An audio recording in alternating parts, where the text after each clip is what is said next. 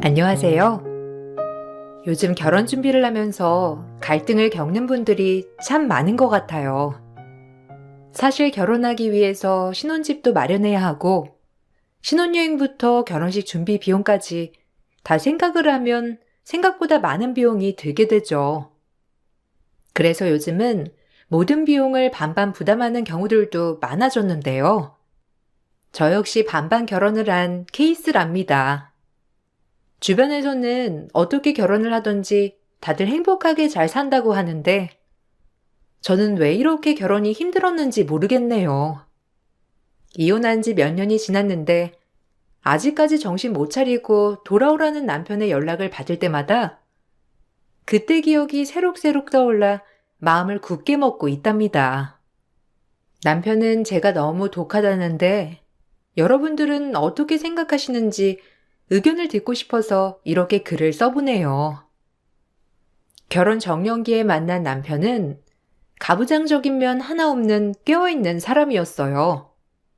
결혼을 할 때도 자기 주변에서 반반 결혼을 한 사람들이 많다면서 장점을 줄줄 설명했었죠. 저 역시 남편의 말을 듣고선 동의를 했었던 기억이 나요. 현정 씨, 나는 주변에 결혼한 사람들이 다 반반 결혼을 해서 그런가. 나도 그렇게 하는 게 나은 것 같아. 예전이야, 남자가 집해오고 여자가 혼수해오고 그랬지만, 솔직히 그러면서 여자는 시댁에 종속되고 그러는 것도 많았잖아. 이제는 남녀 평등 시대인데, 굳이 시댁에 종속되면서 살 필요가 있어? 우리 엄마도 평생 시집살이 당하면서 얼마나 힘들었는데, 나는 나도 그렇지만 현정 씨가 편하려면 반반 결혼이 낫다고 생각해. 윤석 씨도 그렇게 생각해? 솔직히 나도 반반 결혼하는 거 나쁘지 않다고 생각해. 요즘 시대에 어떻게 남자만 집을 해올 수 있겠어. 어쨌든 모아둔 돈이며 거기다 플러스로 대출도 받아야 할 거고. 남자 혼자 감당하기에는 힘들잖아. 그리고 대부분 맞벌이 하는데 같이 벌면서 갚고 그래야지. 어느 한쪽만 부담하는 건 아닌 것 같아. 윤석 씨 집안에서는 어떻게 생각하셔? 우리 집?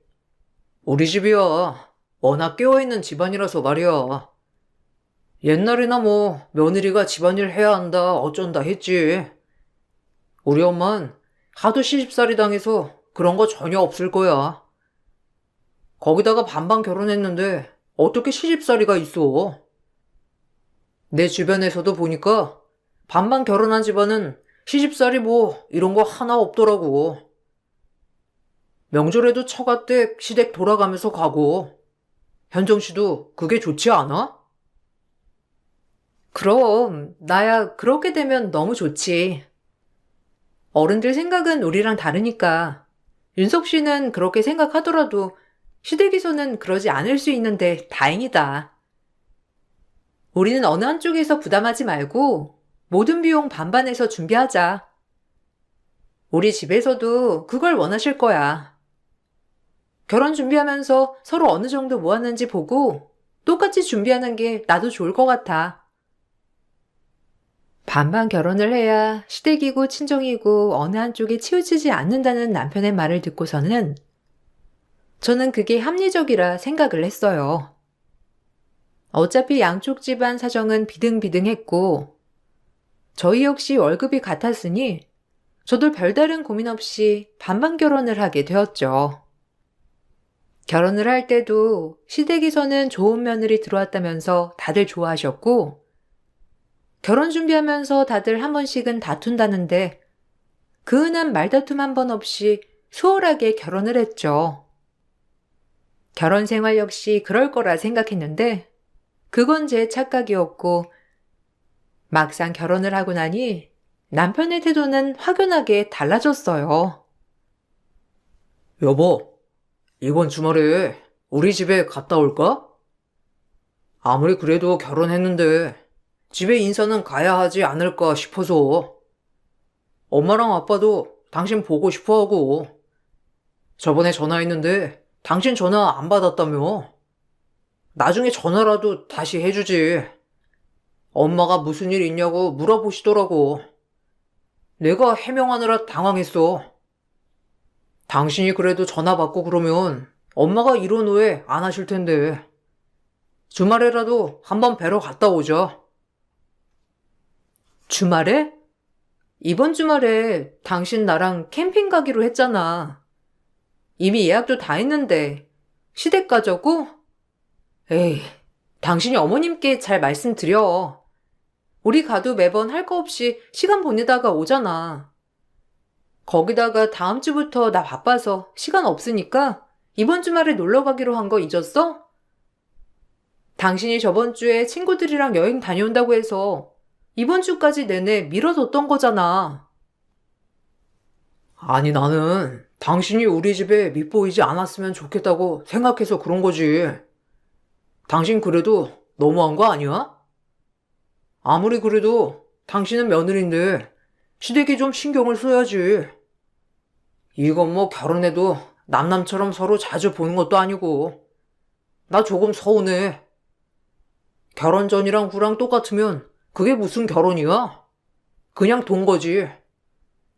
이번에는 그냥 우리 집에 다녀오자. 당신 말 이상하게 한다? 결혼 전이랑 후랑 뭐가 똑같다는 건데? 당신이야말로 똑같지. 봐봐. 저번 주도 당신 친구들이랑 1박 2일 여행 갔다 왔지? 그 전주에는 당신 회사에서 야유회 간다고 가서 내내 놀다가 왔지. 우리 엄마 생신날에도 당신 회식 때문에 바쁘다면서 나 혼자 갔다 오라고 했잖아. 나는 그거 다 이해했는데 시부모님이 서운해 하신다고 굳이 일정을 취소하고 가라는 게 더 이상한 거 아니야? 중요한 일정도 아니잖아. 진짜 서운하네. 내 주변에서는 당신처럼 편한 며느리 없어. 결혼한 여자들은 다들 시댁 신경 쓰고 잘하려고 노력한다고. 근데 어떻게 당신은 남 보듯이 하는 건데? 당신 결혼하면서 우리 부모님도 같은 부모님으로 모신다고 한 거 아니었어?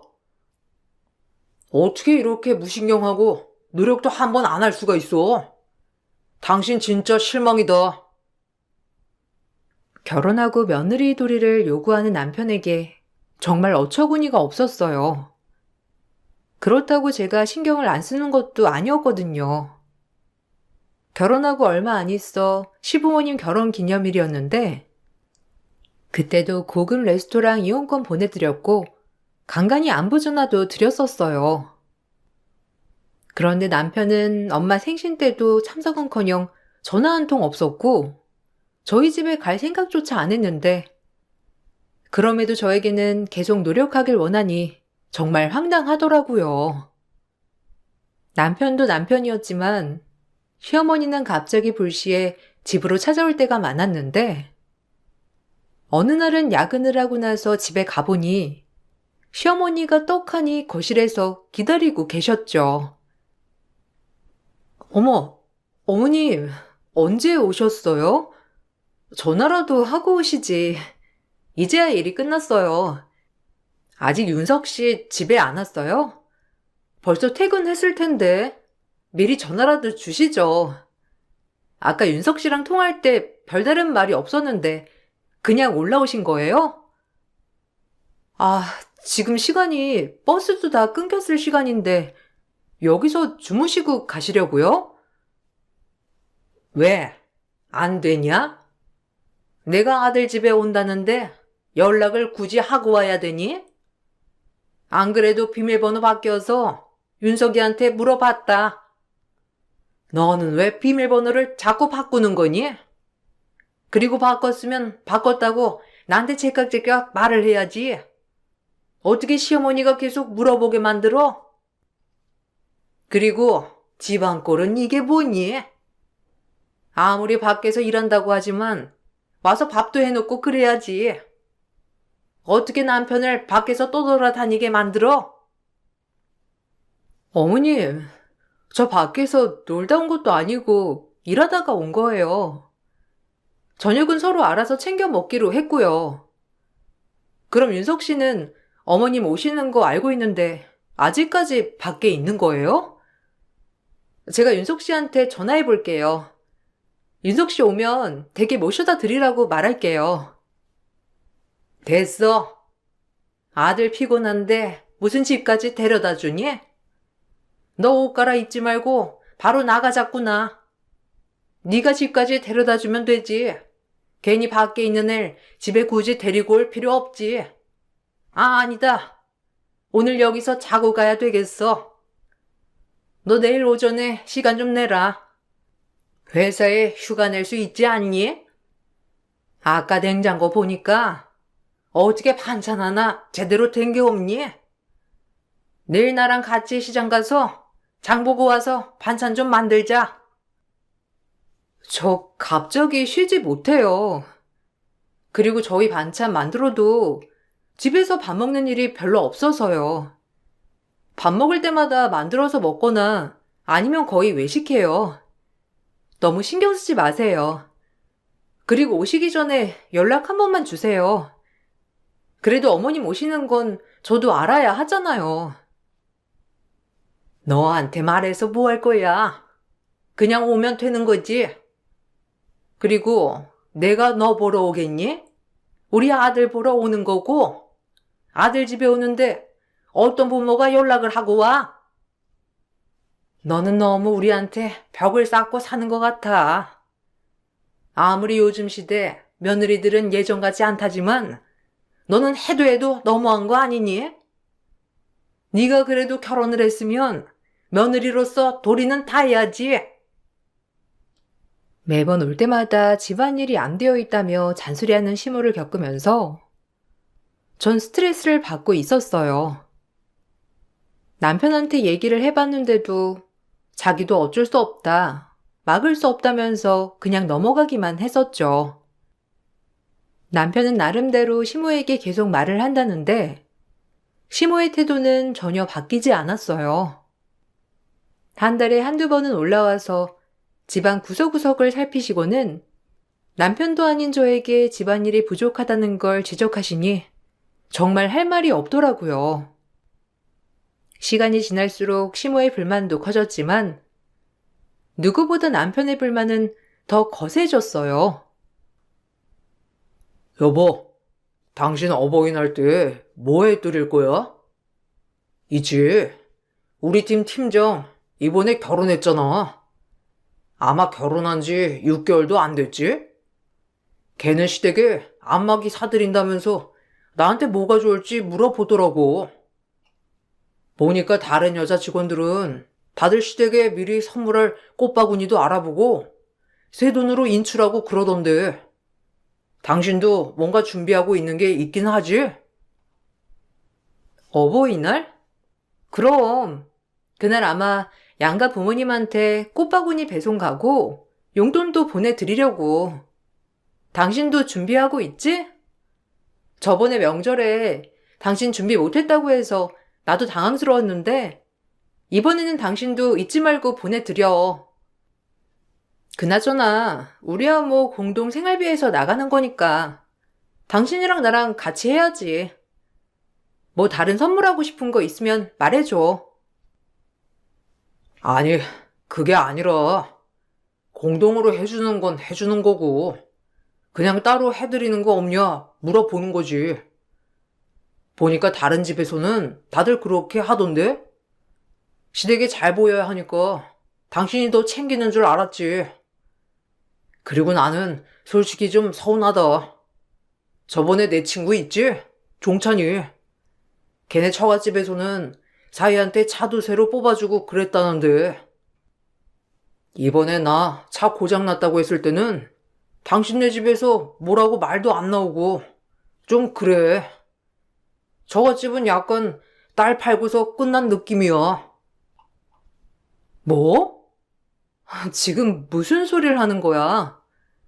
당신 차 고장난 걸 왜 우리 집에서 뭘 기대해? 차 운행한 지 3년밖에 안 됐는데 새 차는 못 말이고. 그리고 우리 집에서 뭘 바란다는 건데? 당신 정말 웃긴다. 솔직히 종찬 씨네는 그럴 수 있지. 종찬신에서 그 비싼 집 다 해주고 결혼할 때도 한 푼 못 쓰게 했다며. 그럼 당연히 처갓집에서도 미안한 마음에 그럴 수도 있고, 당신도 그렇게 말했잖아. 지금 뭘 비교하는지 모르겠네? 내 말은 그런 게 아니라 누가 뭘 더하고 덜하고의 문제가 아니라는 거지. 당신도 봐봐. 꼭 누가 더하고 그래야 잘해주는 거야? 당신은 애초에 우리 집 가족으로 생각을 안 하니까 더 잘하려고 노력하지 않은 거 아니야? 내가 비교하는 게 아니라 당신이야말로 반만 결혼했으니까 더 할 필요 없다고 생각을 하는 건 아니냐고. 남편의 황당한 말은 날이 갈수록 더 심해졌죠. 매번 저에게 반반 결혼을 해서 더 당당한 것 같다며 비꼬았지만, 실상 남편은 우리 집에 잘하는 것도 없으면서 마치 거대한 걸 해준 것 마냥 바라기만 했고, 시댁 역시 저에게 뭔가도 해준 것도 없으면서 제가 부족하게 해온 것 마냥 부족한 며느리 취급을 했어요. 황당한 상황은 이걸로 끝이 난 건 아니었는데, 10년 넘게 다니고 있던 회사에서 사정이 갑자기 나빠지면서 실직을 하게 되었어요. 실직 후 남편은 웬일로 저를 위로해 주는 듯 했는데, 생활비를 지출하는 날이 되자 남편은 당연히 생활비를 입금하라고 하더라고요. 여보, 오늘 통장 확인해 보니까 당신 생활비 입금 안 했더라? 잊어버렸어? 오늘 생활비 내는 날이야. 잊지 말고 입금해야지. 내가 며칠 좀 기다려볼까 하다가 당신 저번 달까지는 잘 낸 것 같아서 말해주려고. 얼른 이체해. 오늘 여기저기 나갈 곳도 많잖아. 보니까 내가 넣어둔 돈에서 다 나갔던데. 어? 알았어. 나도 깜빡했네. 당신 근데 조금만 시간을 주면 안 될까? 아직 회사에서 정산한 월급이 안 나왔어. 내가 말했잖아. 회사 사정이 별로 좋지 않아가지고 월급이 늦춰질 수 있다고. 그나마 금방 넣어준다고 해서 다행이지. 오늘 생활비 넣기는 좀 힘들 것 같아. 일주일만 좀 시간을 주면 안 되겠어? 내가 금방 넣을게. 그게 무슨 소리야? 생활비는 제 시간에 제때 넣어야지. 약속한 거 잊었어? 이렇게 되면 우리 생활비 나 혼자 부담하는 거 아니야? 당신 아무리 실직을 했다곤 하지만 뒷감당은 생각을 하고 그만뒀어야지. 설마 당신 다른 개념 없는 여자들처럼 남편 혼자 돈 벌어오는 거에 먹고 놀고 그러려고 하는 거 아니지? 난 그런 거라면 진짜 용납 못해. 뭐? 아니, 내가 그만두고 싶어서 그만둔 것도 아닌데, 당신 어떻게 그렇게 말할 수가 있어? 당신 내가 회사에 왜 나오게 됐는지 뻔히 알잖아. 그리고 생활비 안 내겠다는 것도 아니고, 조금만 시간을 달라는 건데, 어떻게 그럴 수가 있어? 당신 혼자 돈 벌게 할 것도 아니고, 나도 취업 자리 계속 알아보고 있으니까, 외벌이 할 거라고 걱정할 필요 없어. 그걸 어떻게 장담을 해? 당신 지금도 생활비 제대로 안 내고 있는데. 솔직히 말해서 당신 생활비 낼 생각이었으면 애초에 저축이라도 깨서 내야 하는 거 아니야?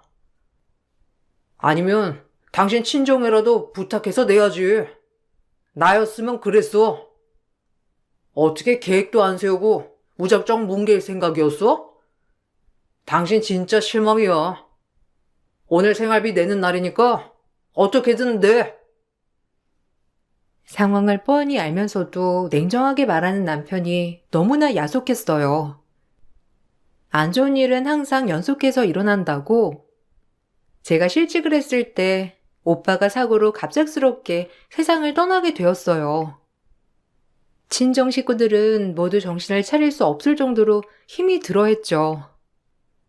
어린 조카들을 홀로 키울 올케언니에게 조금이나마 보탬이 되어주고 싶었지만 당장 보낼 수 있는 자금이 없었어요. 그래서 남편에게 부의금 200을 부탁하게 되었죠. 여보, 오는 길에 200만 원만 좀 빌려줄 수 있어? 올케 언니한테 그냥 주려고 하니까 안 받을 것 같아서. 그래도 올케 언니 힘들고 그런데 조금이나마 보탬이 되는 게 어떨까 싶은데. 지금 당장 내가 줄 수 있지 않아서 그런데 당신이 좀 빌려주면 안 될까? 나중에 내가 취업하면 금방 줄 테니까 이번에만 좀 빌려줘. 200만 원이 누구 껌값인 줄 알아? 그리고 무슨 가족상의 부의금을 내. 어차피 형님 보험도 빵빵하고 사업하던 것도 잘 되고 있었는데 뭐가 어렵겠어. 어려우면 내가 더 어렵지. 와이프는 직장도 때려치우고 집에서 놀고 먹고 하고 있는데 따지고 보면 우리가 더 어려워. 근데 무슨 200만 원이야? 그럴 만한 돈도 없지만 그러고 싶지도 않아. 왜 우리가 돈이 없어? 생활비 통장에서 따로 가족 지출 비용으로 모으고 있었던 돈 있잖아. 거기서 조금만 빌려서 쓰자. 내가 그냥 쓰자고 하는 것도 아니고 좀 빌려달라는 건데 안 되겠어? 올케 언니가 앞으로 혼자 조카도 키워야 하고 그런데 어떻게 아무것도 안 도와줘. 내가 지금 정신이 없어서 다른 곳에 부탁할 수가 없어서 그래. 야, 너 진짜 뻔뻔하다. 생활비도 제대로 못 내는 게 어떻게 200만 원을 턱턱 뽑아서 주라고 뻔뻔하게 얘기하냐? 그러지 말고 너 이제 실업급여 나온다며. 거기서 주면 되겠네. 네 실업급여로 내. 아직 나오지도 않은 실업급여로 부의금을 주라는 남편의 말을 듣고선 그동안 나는 어떤 사람과 살아왔던 것인가 회의감이 밀려왔어요. 오빠의 장례가 끝이 나고 올케 언니와 상의한 끝에 오빠가 운영하고 있던 사업장을 그대로 제가 운영하게 되었죠. 제가 같은 직종에서 일을 하기도 해서 그게 맞다며 저에게 넘겨줬고 전 그렇게 오빠가 하던 사업을 받아 죽기 살기로 일을 시작했습니다. 남편은 그런 저를 코웃음 쳤고 시댁에서도 쓸데없는 일을 한다며 죽은 오빠 사업장을 재수없게 맡았다며 저에게 막말도 퍼부으셨어요. 그 말을 듣고선 더 오기로 열심히 일을 했고 사업은 6개월도 안 돼서 점점 더 번창했습니다. 제 사업이 잘 되니 남편은 본인도 사업을 해보겠다며 퇴직을 하더라고요. 당신 요즘 얼굴 보기 힘드네. 역시 사업 운영하는 게 쉽지 않지? 평생 회사 밥만 먹고 살다가 갑자기 사업하면 그게 잘 되겠어? 뭐하니? 그래도 남아있던 거래처가 있던 모양인데 더 망치기 전에 얼른 접어. 취업 알아보고 일해야지. 아, 나 직장 그만두고 사업하려고. 엄마도 나 사업하는 게 낫다면서 적극 도와주시기로 했어. 누구처럼 죽은 사장 사업 물려받는 게 아니라. 뭐? 지금 그게 무슨 소리야? 당신 갑자기 사업한다는 게 무슨 말이냐고. 아무리 그래도 나한테 말은 해야 하는 거 아니야? 지금 당장 그만두면 어쩔 건데. 당신 퇴직하면서 퇴직금이랑 이런 거 혹시 사업하느라 다 투자한 건 아니지? 아, 그거야 뭐. 내가 알아서 쓸 거니까 당신이 상관할 바는 아니고. 솔직히 당신 사업한다고 하면서 아내로서 며느리로서 뭐 제대로 한 거 없지만 내가 다 이해해 줬잖아? 그러면 당신도 내 퇴직금에 털끝 하나라도 될 생각 안 해야 하는 게 맞지. 내가 당신 커버 쳐주느라고 얼마나 힘들었는데. 사업은 엄마가 지원해 준다고 하니까 걱정하지 마. 아마 제가 사업을 시작하고 나서 돈을 잘 벌게 되자 남편은 시모에게 말을 했고 시모는 아들 길을 살려주려고 있는 돈 없는 돈을 모두 탈탈 털어냈던 모양이었어요. 그렇지만 퇴직 후 사업을 한다던 남편은 3개월도 못 가 망해버렸어요. 호기롭게 시작한 장사는 제대로 된 준비가 되어 있지 않았고, 그러다 보니 하루에 손님이 한 명도 없는 날이 대부분이었죠. 그렇게 3개월 만에 망해 가게를 접고 나서 남편은 다시 취직할 생각이 없는지 집에서 아무것도 안 하고 놀고 먹기만 하더라고요. 생활비를 입금해야 하는 날이 되었음에도 불구하고 자기 상황 뻔히 알지 않냐며 오히려 저를 냉혈한이라고 했죠. 오늘 생활비 넣는 날인데 통장 보니까 아직 이체가 안 됐더라? 당신 저번 달도 생활비 안 넣었던 거 알고 있지? 혹시나 잊어버리고 있을까봐. 그리고 가족 지출로 모으고 있던 통장에 있던 돈은 왜 다 사라졌어? 당신 혹시 그 통장에 있던 돈 쓴 거? 야, 내가 무슨 지금 돈을 버는 것도 아닌데 어떻게 생활비를 내라는 거야? 해도 너무하네. 있는 사람이 더 한다는 말이 여기서 딱 나오는 거야. 나는 지금 사업도 망해가지고 한 푼도 못 벌고 있는데 어떻게 사업 잘 돼서 돈 많이 버는 당신이 생활비 내라고 닥달할 수가 있어? 당신 저번 달에도 알고 있으면서 나 압박하려고 말도 안 꺼낸 거지? 한 달은 그냥 그럴 수 있다고 생각해서 넘어간 거야. 내가 당신 상황 모르는 것도 아니고. 근데 이미 사업 정리한 지 한 달은 더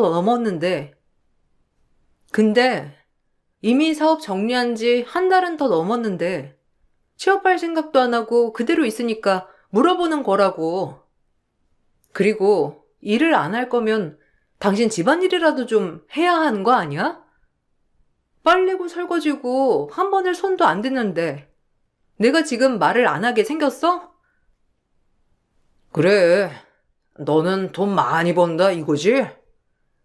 어차피 그 사업 당신이 애초에 시작한 것도 아니고 형님이 읽어낸 거 당신이 그대로 운영하는 것뿐이잖아. 나도 그랬음 지금처럼 이렇게 망하진 않았겠지. 당신은 시기와 타이밍이 좋았던 거야. 능력에 비해서 과분하게 벌고 있으니까 지금에 감사해. 어쨌든 지금 당장 생활비는 못 줘. 그냥 돈 많이 버는 당신이 다 내면 되겠네. 제가 생활비를 못 냈을 때는 하루도 안 가고 독촉하던 남편이었지만 본인의 상황이 되니 뻔뻔하게 나오기 시작했죠. 그 모습을 보면서 정말 없던 정도 모두 다 털리는 느낌이었고, 그러던 중 시모가 갑작스레 사고로 다치게 되었어요. 생각보다 큰 사고였고, 시모뿐만 아니라 상대방도 크게 다치는 사고였어요. 거기다가 사고로 인해 장기 입원을 하게 되었고, 평생 장애를 얻고 살게 되었는데, 문제는 시모가 낸 사고였기 때문에 피해 보상도 해야 했고, 치료비 2천만 원을 고스란히 내야 하는 상황이었어요. 남편은 2천만 원을 못 내니 저에게 말을 꺼냈습니다. 여보, 들었지? 엄마, 앞으로 평생 장애 갖고 살아야 한대. 주기적으로 치료받아야 하고 평생 달고 살아야 하는데 어쩌냐? 일도 못 하실 테고. 아, 큰일이다. 그렇지? 엄마 치료비 2천만 원 나왔다더라고.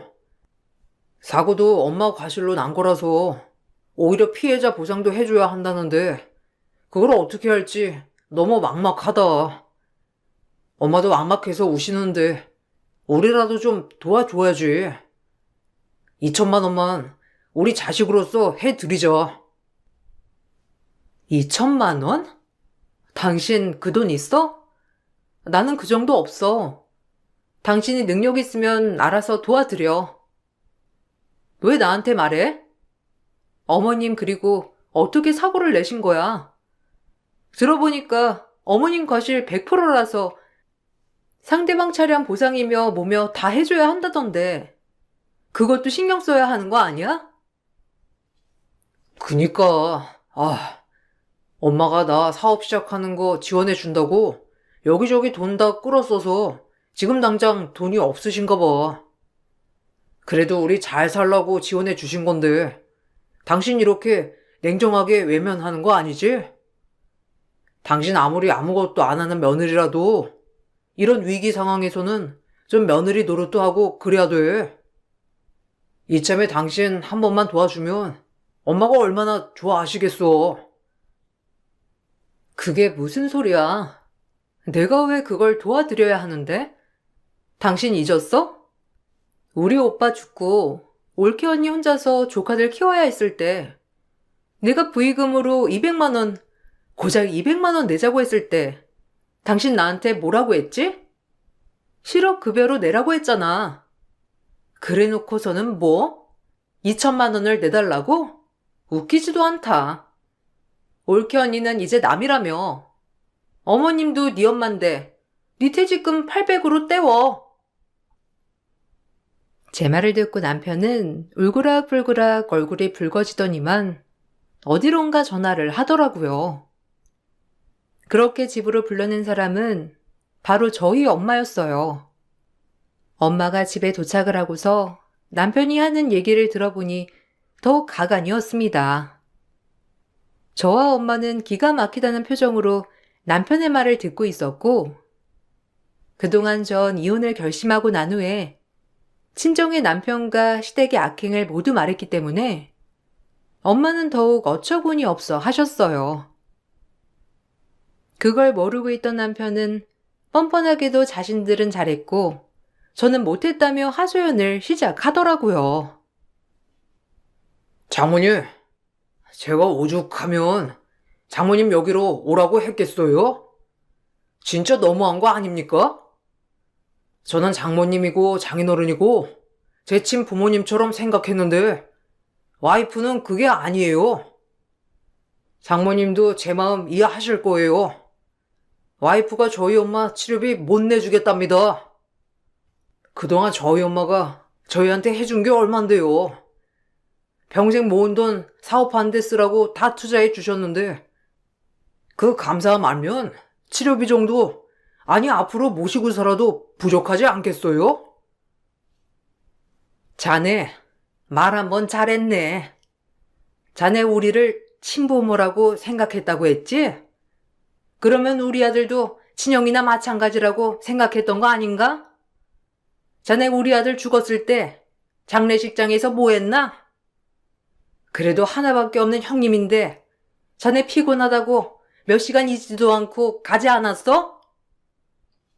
거기다가 우리 집은 얼마나 많이 오고 뭘 얼마나 해줬다고 친부모라고 생각해? 그리고 사돈이 자네 사업에 돈 준 거지 어디 우리 딸 위해서 투자한 거야? 장모님, 그렇게 말하시면 너무 서운하죠. 당연히 엄마는 저희 부부가 잘 살길 원해서 투자를 해주신 건데 그럼 와이프도 그걸 알고 감사해야죠. 요즘 시대에 이렇게 투자해주는 게 쉽습니까? 엄마 전 재산을 다 투자를 했으니 그 다음에 일은 저희가 감당을 해야 하는 거 아니에요? 장모님 정말 너무하시네요. 와이프가 왜 이렇게 뻔뻔한지 알겠어요. 자네야말로 뻔뻔하구만. 우리 집안을 얼마나 무시했는지 기억도 안 나? 자네고 자네 엄마고 우리 딸 사업하는 거 재수 온 붙었다고 하지 않았어?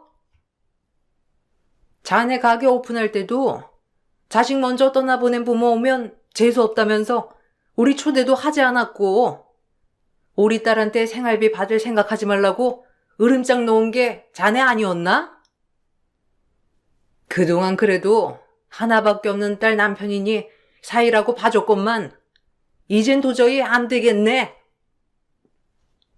그날 이후로 저는 남편에게 이혼을 청구했는데 당연히 남편은 제 이혼 청구를 받아들이지 않았고 불복했죠. 남편은 오히려 제가 시모에게 정없이 대하고 며느리 도리를 다하지 않았다며 저에게 유책 사유가 있다고 했어요. 그렇지만 전 오빠가 떠난 이후 차곡차곡 이혼을 준비하고 있었습니다. 남편과 시모가 저에게 보냈던 메시지들, 죽은 오빠 사업을 물려받아 재수 원 붙었다고 말했던 내역들을 증거로 제출했어요. 그렇게 남편에게 유책 사유가 있는 것으로 판결이 되었고, 전 위자료를 받고 이혼을 하게 되었습니다. 길다면 길었던 3년의 결혼 생활은 끝이 났고, 재산도 분할해 헤어지게 되었어요.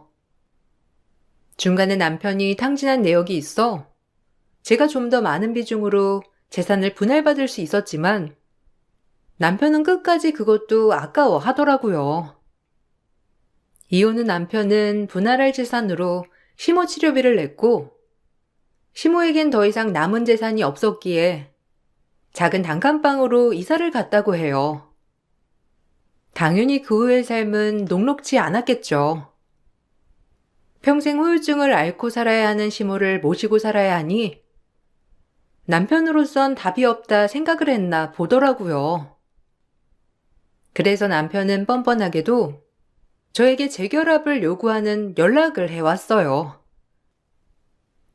여보, 아직 화 안 풀렸어? 당신 한 번 삐지면 오래 가잖아. 내가 그거 알고 있지. 내가 엄마가 아파서 좀 예민했어. 그건 미안해. 그렇지만 당신도 잘한 건 없잖아. 원래 결혼하고 10년은 내내 싸운다더라. 내가 당신이랑 이렇게 떨어져 지내보니까 알겠더라고. 우리가 조금 서로에게 기회를 주지 않았구나 싶기도 하고, 엄마도 당신한테 미운 감정 다 없어졌대. 우리 다시 시작하자. 뭔 개소리야. 이런 소리 할 거면 전화 좀 하지 마. 당신 차단해도 자꾸 다른 번호로 연락하고 그러길래 한 번 받은 것 뿐이니까. 그리고 우리가 다시 잘 될 일 따위는 없어. 어떻게 밑바닥까지 다 보여주고서는 뻔뻔하게 다시 시작하자는 말을 할 수가 있어? 어이가 없어가지고. 너한테 남아있는 정 따위도 없어. 평생 죽을 때까지 볼 일 없으니까 제발 좀 내 인생에서 빠져. 왜 이래? 아직까지 많이 화난 거야? 당신 진짜 독하다. 내가 불쌍하지 않아? 아무리 그래도 당신 실직했을 때 내가 잔소리 한 번 안 하고 참아줬잖아. 나도 반성 많이 했어. 주변에도 물어보기도 하고. 근데 다들 나한테도 문제가 있지만 당신한테도 문제가 있대. 우리 둘 다 잘못한 거야. 한 번만 서로 더 노력해보자. 어차피 당신 이혼 꼬리표 달고 재혼도 잘 못할 거 아니야. 재혼? 나 앞으로 재혼 못해. 왜냐면 당신 같은 사람 만날까봐 무서워서 절대 못해. 어디서 개수작이야. 난 우리가 이혼한 게 전적으로 네 잘못이라고 생각해. 네가 잘못하지 않았으면 애초에 이런 일도 없었을 거야. 그러니까 평생 자책하면서 살아. 한 번 더 연락하면 당신 스토킹으로 신고할 거야. 한 번씩 화를 내고 나면 몇 주간은 조용하던 남편이 다시 번호를 바꾸고 연락이 온답니다. 그럴 때마다 참 끈질기다 싶으면서도 아직까지 자기 반성은 전혀 하지 않았구나 싶은 생각에 어이가 없더라고요. 전 두 번 다시 남편과 만날 생각이 없어요. 그렇지만 남편은 항상 전화를 할 때마다 자기 잘못도 있지만 제가 잘못한 것도 있다고 얘기를 하네요. 정말 제가 잘못한 일이 있는 걸까요? 여러분들은 어떻게 생각하시나요? 의견 남겨주시면 감사하겠습니다. 남편과 이혼을 하고 나서 저는 더 열심히 살고 있어요. 아직까지는 사업도 탄탄대로 잘 되고 있고 결혼 생활을 했을 때보다 마음도 훨씬 편하답니다. 제 긴 얘기를 들어주셔서 감사합니다. 안녕하세요. 저는 가평에 살고 있는 40대 중반 여자입니다. 한참을 고민하다가 사연을 신청하게 된 이유는 시댁 집안 식구들에 대해 얘기 좀 해볼까 해서 이렇게 글을 쓰게 되었네요. 이번 설 명절에 일어난 사건이라 남편도 아직까지 후유증이 남아있는지 그때의 충격적인 상황들을 받아들이기 힘들어하고 있네요. 작년에 시댁과 한바탕 한 적이 있었는데요.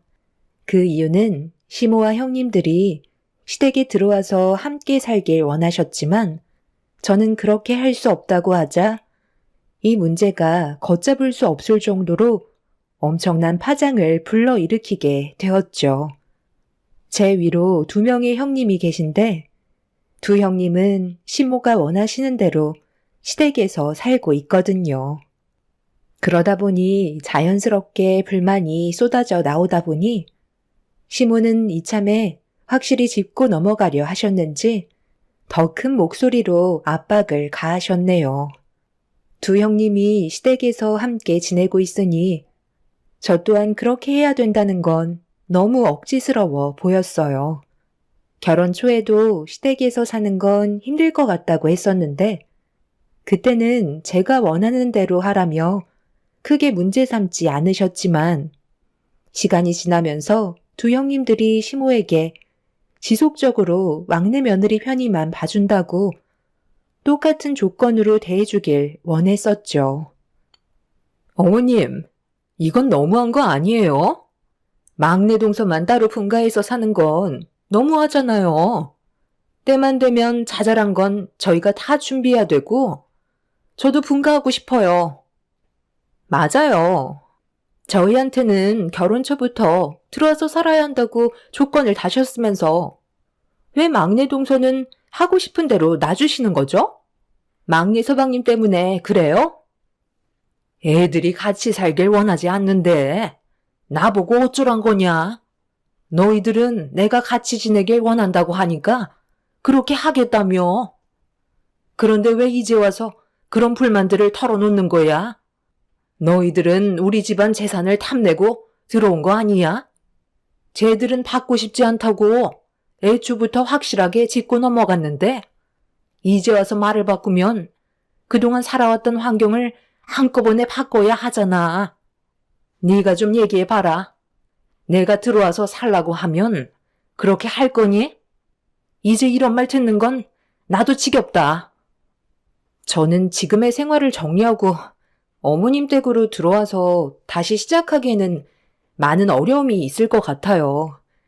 형님들이야 결혼을 하고 바로 어머님 댁에 들어와 살았지만 저는 아니잖아요. 지금 살고 있는 집과 많은 짐들을 어떻게 전부 처분하고 들어올 수 있겠어요. 결혼 생활 벌써 15년이 넘었다고요. 그리고 형님들은 아버님, 어머님께서 한평생 모으신 재산 나눠받기로 하지 않으셨나요? 저희 부부는 그런 욕심 없기 때문에 받지 않는 조건으로 들어오지 않겠다는 건데 제가 왜 욕을 먹어야 하는 거죠? 하라는 대로 무조건 제가 움직일 필요는 없는 거잖아요. 지금도 어머님 댁에 식구들이 많아서 항상 비좁은 상태인데 저희까지 들어오면 발 디딜 틈도 없을걸요? 그리고 저희 엄마를 보살펴 드려야 하는 것도 잘 알고 계시잖아요. 제가 지금까지 시댁 행사 걸은 적 있었나요? 때 되면 그래도 새벽같이 와서 제 선에서 할 수 있는 건 최선을 다해왔는데 형님들은 매일 집안 살림하는 것 때문에 불만을 가지시는 거잖아요. 제 말 틀렸나요? 어머님, 정말 웃기지 않아요? 시댁에 들어와서 어머님 모시는 건 싫으면서 자기는 서방님 데리고 자기 엄마 모시고 있는 거잖아요. 너무 이기적인 것 같아요.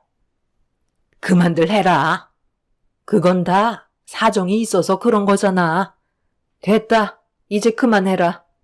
쟤들은 지금의 상황에서 변화를 줄 수는 없을 것 같다. 그런데 너희들은 나랑 사는 게 그렇게 싫은 거니? 처음부터 싫으면 싫다고 확실하게 얘기한 것도 아니잖아. 지금도 늦지 않았다. 너희들이 원하면 분가해도 되니까 하고 싶은 대로 해라. 그렇게 되면 저희한테 주실 재산은요? 그럼 그건 막내 동서네와 나눠야 하는 거잖아요. 제가 이 집에 들어와 산 세월이 몇 년인데 그 시간 아까워서라도 버티고 살 거거든요. 막내 동서는 나랑 나중에 따로 얘기 좀 해야 될 것 같네. 아주 혼자 편하게 지내니까 개념을 상실한 것 같아. 어른이 얘기하는데 상당히 예의 없게 말을 받아치네. 동서도 며느리로 들어온 지 꽤 됐다 이거야? 어머님이 맨날 막내라고 감싸기만 하시니까 동서가 머리만 커진 거잖아요. 제가 시댁에 들어와 살지 않는 게 두 형님들은 불만이었고 시모는 중간에서 상당히 난감하셨는지 저와 형님의 사이에서 눈치만 보고 계셨습니다. 그렇게 되다 보니 시모도 점점 지쳐가시는 것 같아 보였어요. 저한테 재산을 나눠주는 건 싫으면서 모임이 있을 때만 시댁에 찾아오는 건 또 보고 싶지 않았던 것 같았네요. 저는 형님들의 불만을 이해할 수가 없었어요. 본인들이 싫으면 나와서 살면 되는 걸 재산은 받고 싶으니까 시댁에서 나오지 못하고 발목이 잡힌 상태로 지금까지 버티며 살아왔었으면서 쓸데없이 저한테 화를 돌리는지 알 수 없었네요. 서로의 안 좋은 감정들이 계속해서 쌓이면서 점점 더 문제가 커지기 시작하자 시모가 저를 따로 부르셨어요. 그리곤 앞으로 어떻게 하면 좋을지 형님과 저와의 관계를 좋게 풀 수 있는 방법에 대해 진지하게 의논을 하게 되었죠. 무슨 얘기 하시는지 충분히 이해하는데요. 그렇다고 저희 엄마를 요양원에 모시면서까지 어머님 댁에 들어와 살 수는 없어요. 꼭 이렇게까지 해야겠어요? 나도 너한테 이런 말 꺼내는 게 쉽진 않지만 지금 집안 돌아가는 상황을 봐라. 내가 그러지 말라고 몇 번이나 화를 내고 너희 사정을 얘기했는데 이거 봐봐라. 달라지는 건 하나도 없잖니. 그렇다고 너를 우리 집에 오지 말라고 할 수도 없는 노릇이니. 내 속은 얼마나 답답한지 잘 알겠지? 사도는 좀 어떠시니? 어머님 마음 충분히 이해하고 있어요. 하지만 저희 그동안 살아왔던 생활을 버리면서까지 들어와 사는 건 문제가 있다고 생각해요. 나중에 제가 형님들이랑 따로 얘기해서 좋게 풀어보도록 할게요. 그리고 저희 엄마는 귀만 안 들리시지? 아직 건강 상태는 양호하신 편이세요. 그럼 저는 형님들 일손 도우러 나가볼게요. 시모와 대화를 나누고 있는데도 두 형님들은 계속해서 투덜거리는 목소리가 밖에까지 들려오고 있었어요. 시모도 형님들 눈치를 보느라 스트레스가 상당히 많은 것 같아 보였습니다. 그렇게 주방에서 저에 대한 불만을 표현하면서 저녁 식사를 준비 중이었던 형님들 사이로 저도 일손을 거들었는데 형님들이 저와 할 말이 있다며 음식을 준비하다 말고 밖으로 불렀고 좋게 대화로 풀어나가려 했지만 형님들의 압박은 결국 제 성격을 건들고 말았습니다. 가족은 원래 함께 하는 거 아니야? 15년 동안 분가했으면 된 거지. 언제까지 우리가 동서 편의를 봐줘야 하는 건데? 귀가 안 들리는 동선의 어머님 모시고 살면 서방님만 힘든 거 아니야? 내가 봤을 때 우리보다 동서가 훨씬 더 이기적인 것 같아. 자기 하고 싶은 대로만 살고 있잖아. 우리는 뭐 이렇게 살고 싶어서 어머님 댁에 눌러붙어 사는지 알아? 동선의 어머님, 이제 그만 요양원에 보내드리고 동서도 시댁에 들어와서 농사일 같이 도왔으면 좋겠어. 아직도 일손이 부족해서 외국인 일꾼 쓰는 거 잘 알고 있지? 방도 남는데 놀리는 것보다 동서가 채워주면 가족끼리 화목하게 살아갈 수 있지 않겠어? 너무 오랜 시간 단독 생활해서 감을 잃었나 본데 집안 어른이 좋게 얘기할 때 들어야 하는 거야. 사람은 누구나 한계라는 게 있는 거고 그 이상으로 넘어가게 되면 그땐 이미 후회도 늦어버리는 거라고. 올해 안에 무조건 들어올 준비했으면 좋겠어. 집안 살림 꾸리며 사는 게 힘든 거지. 처분하는 건 금방 하잖아? 동서는 그냥 옷가지만 챙겨서 몸뚱이만 들어오면 된다고. 재산은 당연히 15년간 따로 살았으니까 그 기간만큼은 제외하고 받으면 될 것 같네.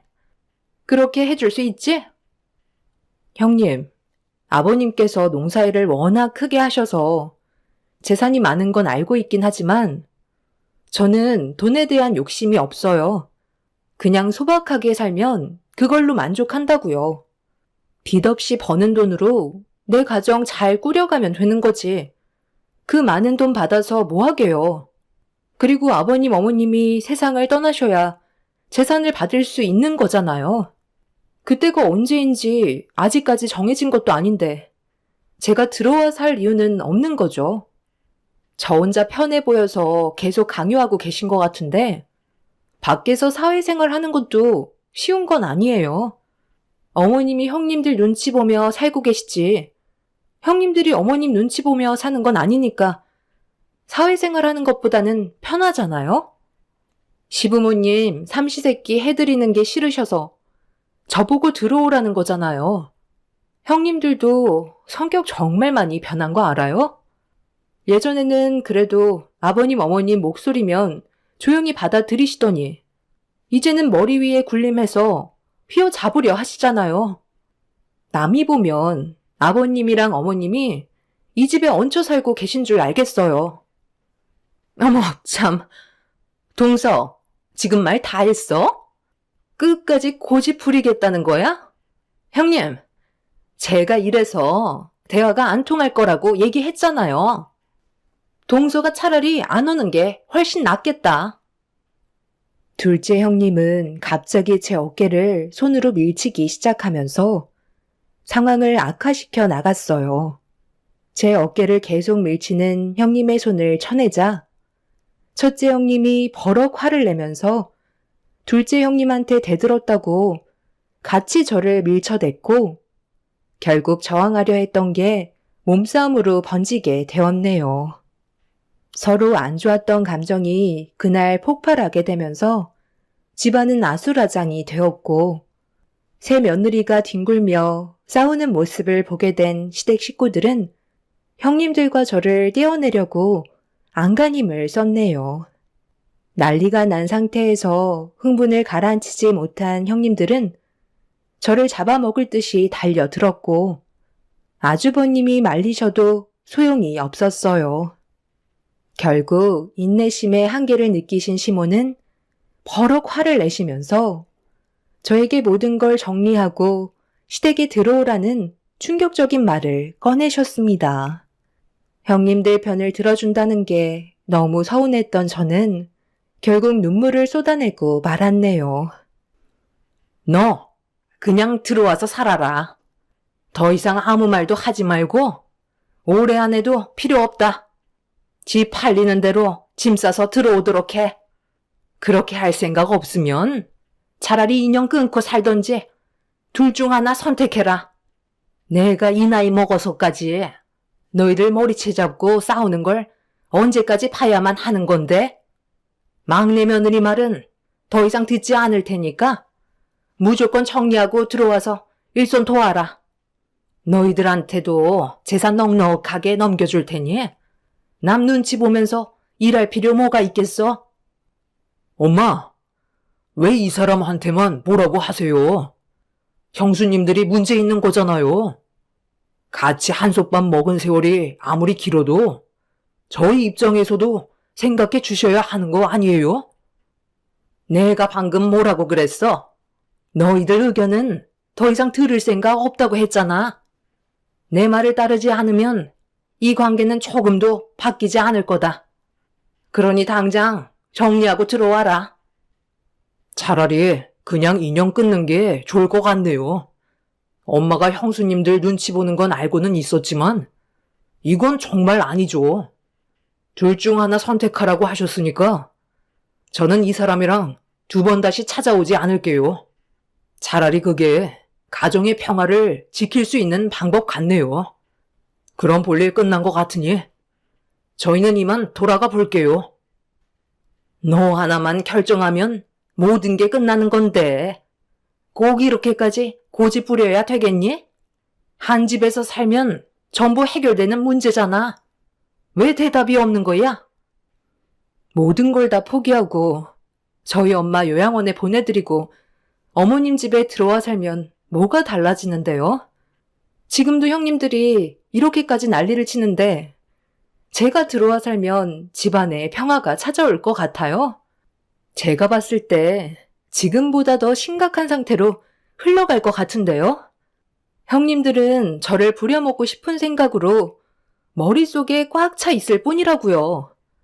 형님들이 하는 일들이 많고 어머님이 도움을 많이 받으시니까 눈치를 보시는 건 당연하시겠지만 그래도 이건 아닌 것 같네요. 한 번은 오게 될 문제였고 결국 저희 부부는 시댁과의 인연을 끊어내고 말았습니다. 다시는 시댁에 가지 않겠다고 결심하게 되면서 더 이상의 분란은 일어나지 않았어요. 그렇게 시모와 형님들한테도 연락은 오지 않았지만 안 좋았던 상황들이 한동안 저를 괴롭게 만들었네요. 말로는 인연을 끊겠다고 했지만 살다 보면 그렇게 안 되는 걸 알기 때문에 앞으로 어떻게 살아가야 할지 많은 고민에 빠지게 되었죠. 저희가 안색이 좋지 않자 엄마는 금세 눈치를 채셨는지 무슨 일 있었냐며 물어보셨고 엄마한테까지 걱정 끼쳐 드리고 싶지 않아 피곤해서 그런 거라고 대충 둘러댄 뒤에 방으로 들어가 쉬었습니다.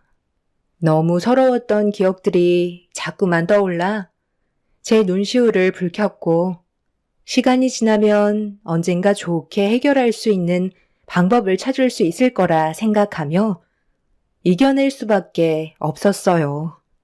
그렇게 한참 동안 서로의 연락을 끊은 채 살아가고 있었는데 어느 날 시모가 저희 집에 찾아오셨어요. 저는 무슨 이유 때문인지 대충 알 수 있었죠. 잘 지내고 있었니?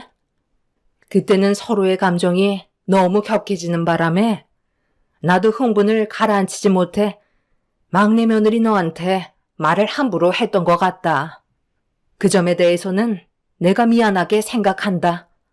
왜 왔는지 대충 짐작은 갔지? 곧 설 명절이 다가오는데 그 전에 풀 건 풀어야 하지 않겠니? 말로는 인연을 끊어내겠다곤 했지만 그게 쉬운 게 아니라는 건 너도 잘 알잖아. 다들 그때는 너무 흥분했었다고 미안해하고 있다. 그러니 다시 돌아와서 잘 풀어보도록 하자. 너 가고 나서 내가 한참 동안 첫째랑 둘째 며느리한테 엄청 뭐라고 그랬어. 그리고 계속 이런 식으로 하면 재산이고 뭐고 국물도 없을 줄 알라고 하니까 그제서야 입 꾹 닫고 잘못을 인정하더라. 마지막으로 한 번만 더 이런 일이 생긴다면 걔들도 내 집에서 싹 다 쳐낼 생각이니까 너도 서운했던 건 싹 다 잊고 좋은 방향 쪽으로 해결을 보도록 하자. 시애미 부탁 들어줄 수 있는 거지? 오래간만에 너희 집에 왔는데 사돈이랑 대화 좀 하다 가야 되겠다. 사돈, 잘 지내고 계셨어요? 시모는 설 명절에 저희 부부와 엄마가 시댁에 함께 와주길 바라고 계셨어요.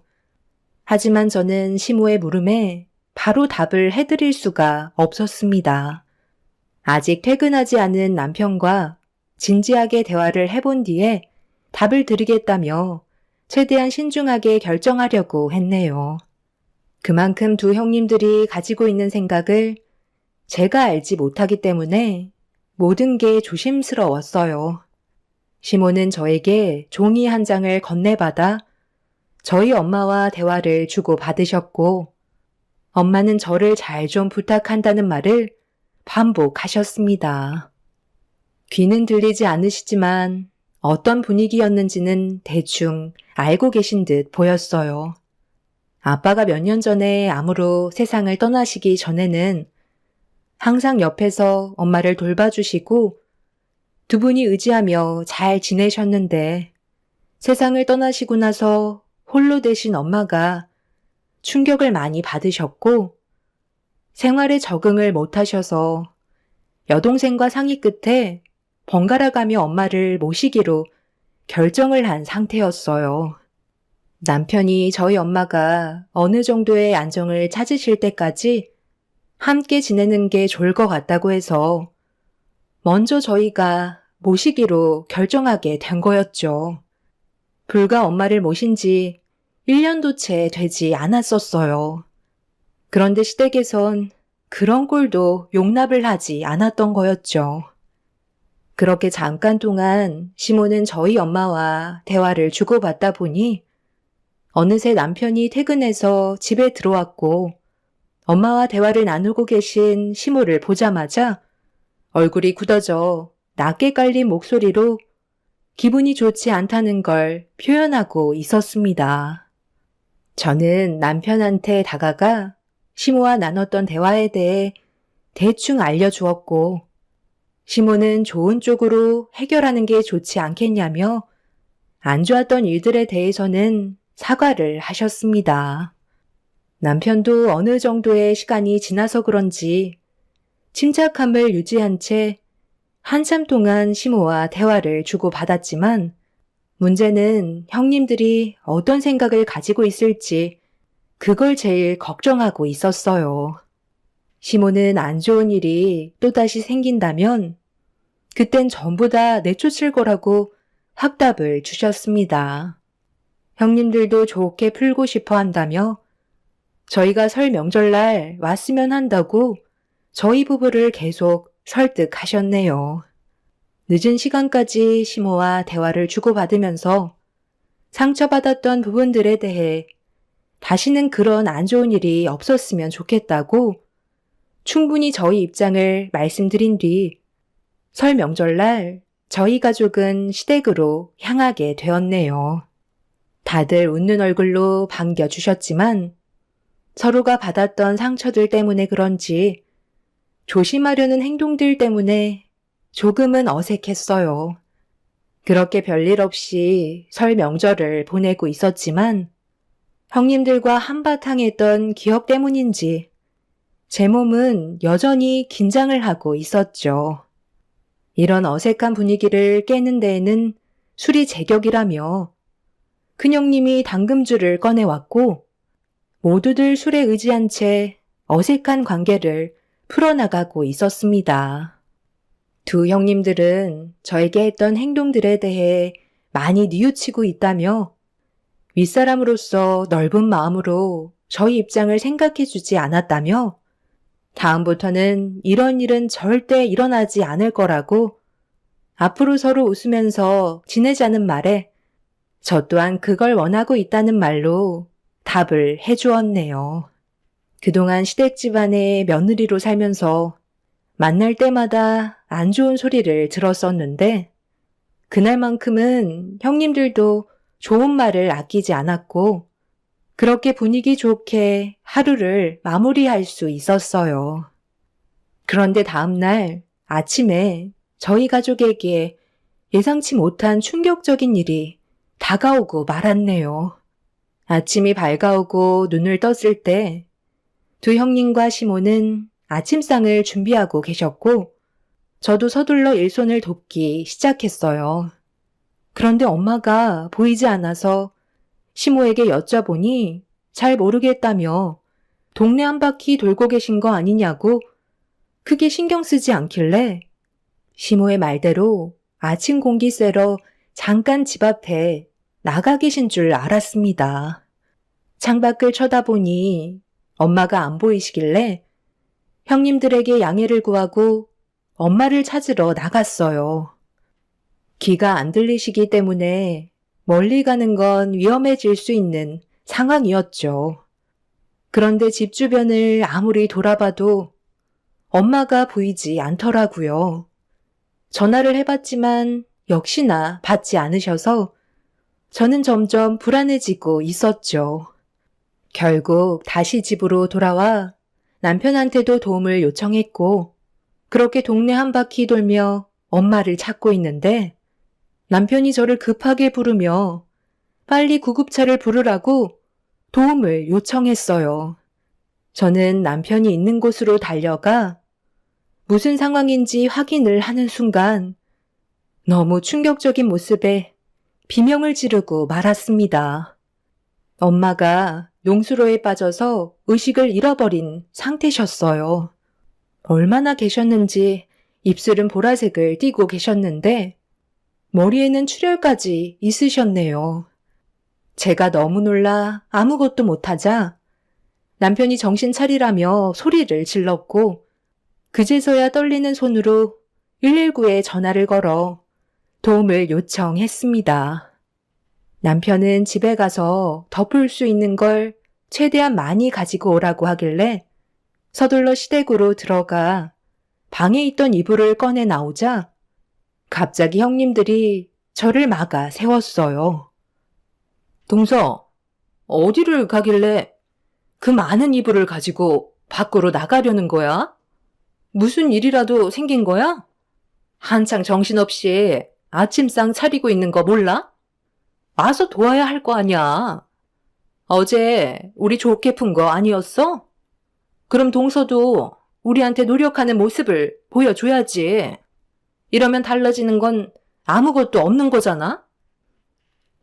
형님, 지금 저희 엄마가 농수로에 빠지셔서 위독하신 상태세요. 아직 숨은 붙어 있는 것 같은데 체온이 너무 많이 떨어지셨는지 의식이 없으세요. 일단 체온을 높이는 게 중요할 것 같아 이불을 가지고 가려는 거예요. 괜찮으시면 이불 좀 더 가지고 나와 주실 수 있으세요? 저희 엄마 이대로 보내드릴 수 없어요. 어머, 그래서 지금 아침상 준비 다 해놨는데 거기로 전부 다 가야 한다고? 새벽부터 고생해서 준비한 음식 전부 식게 생겼잖아. 농술에 빠져서 어차피 불어터진 몸뚱이 이불 덮어줘봤자 달라질 거 없을 것 같은데?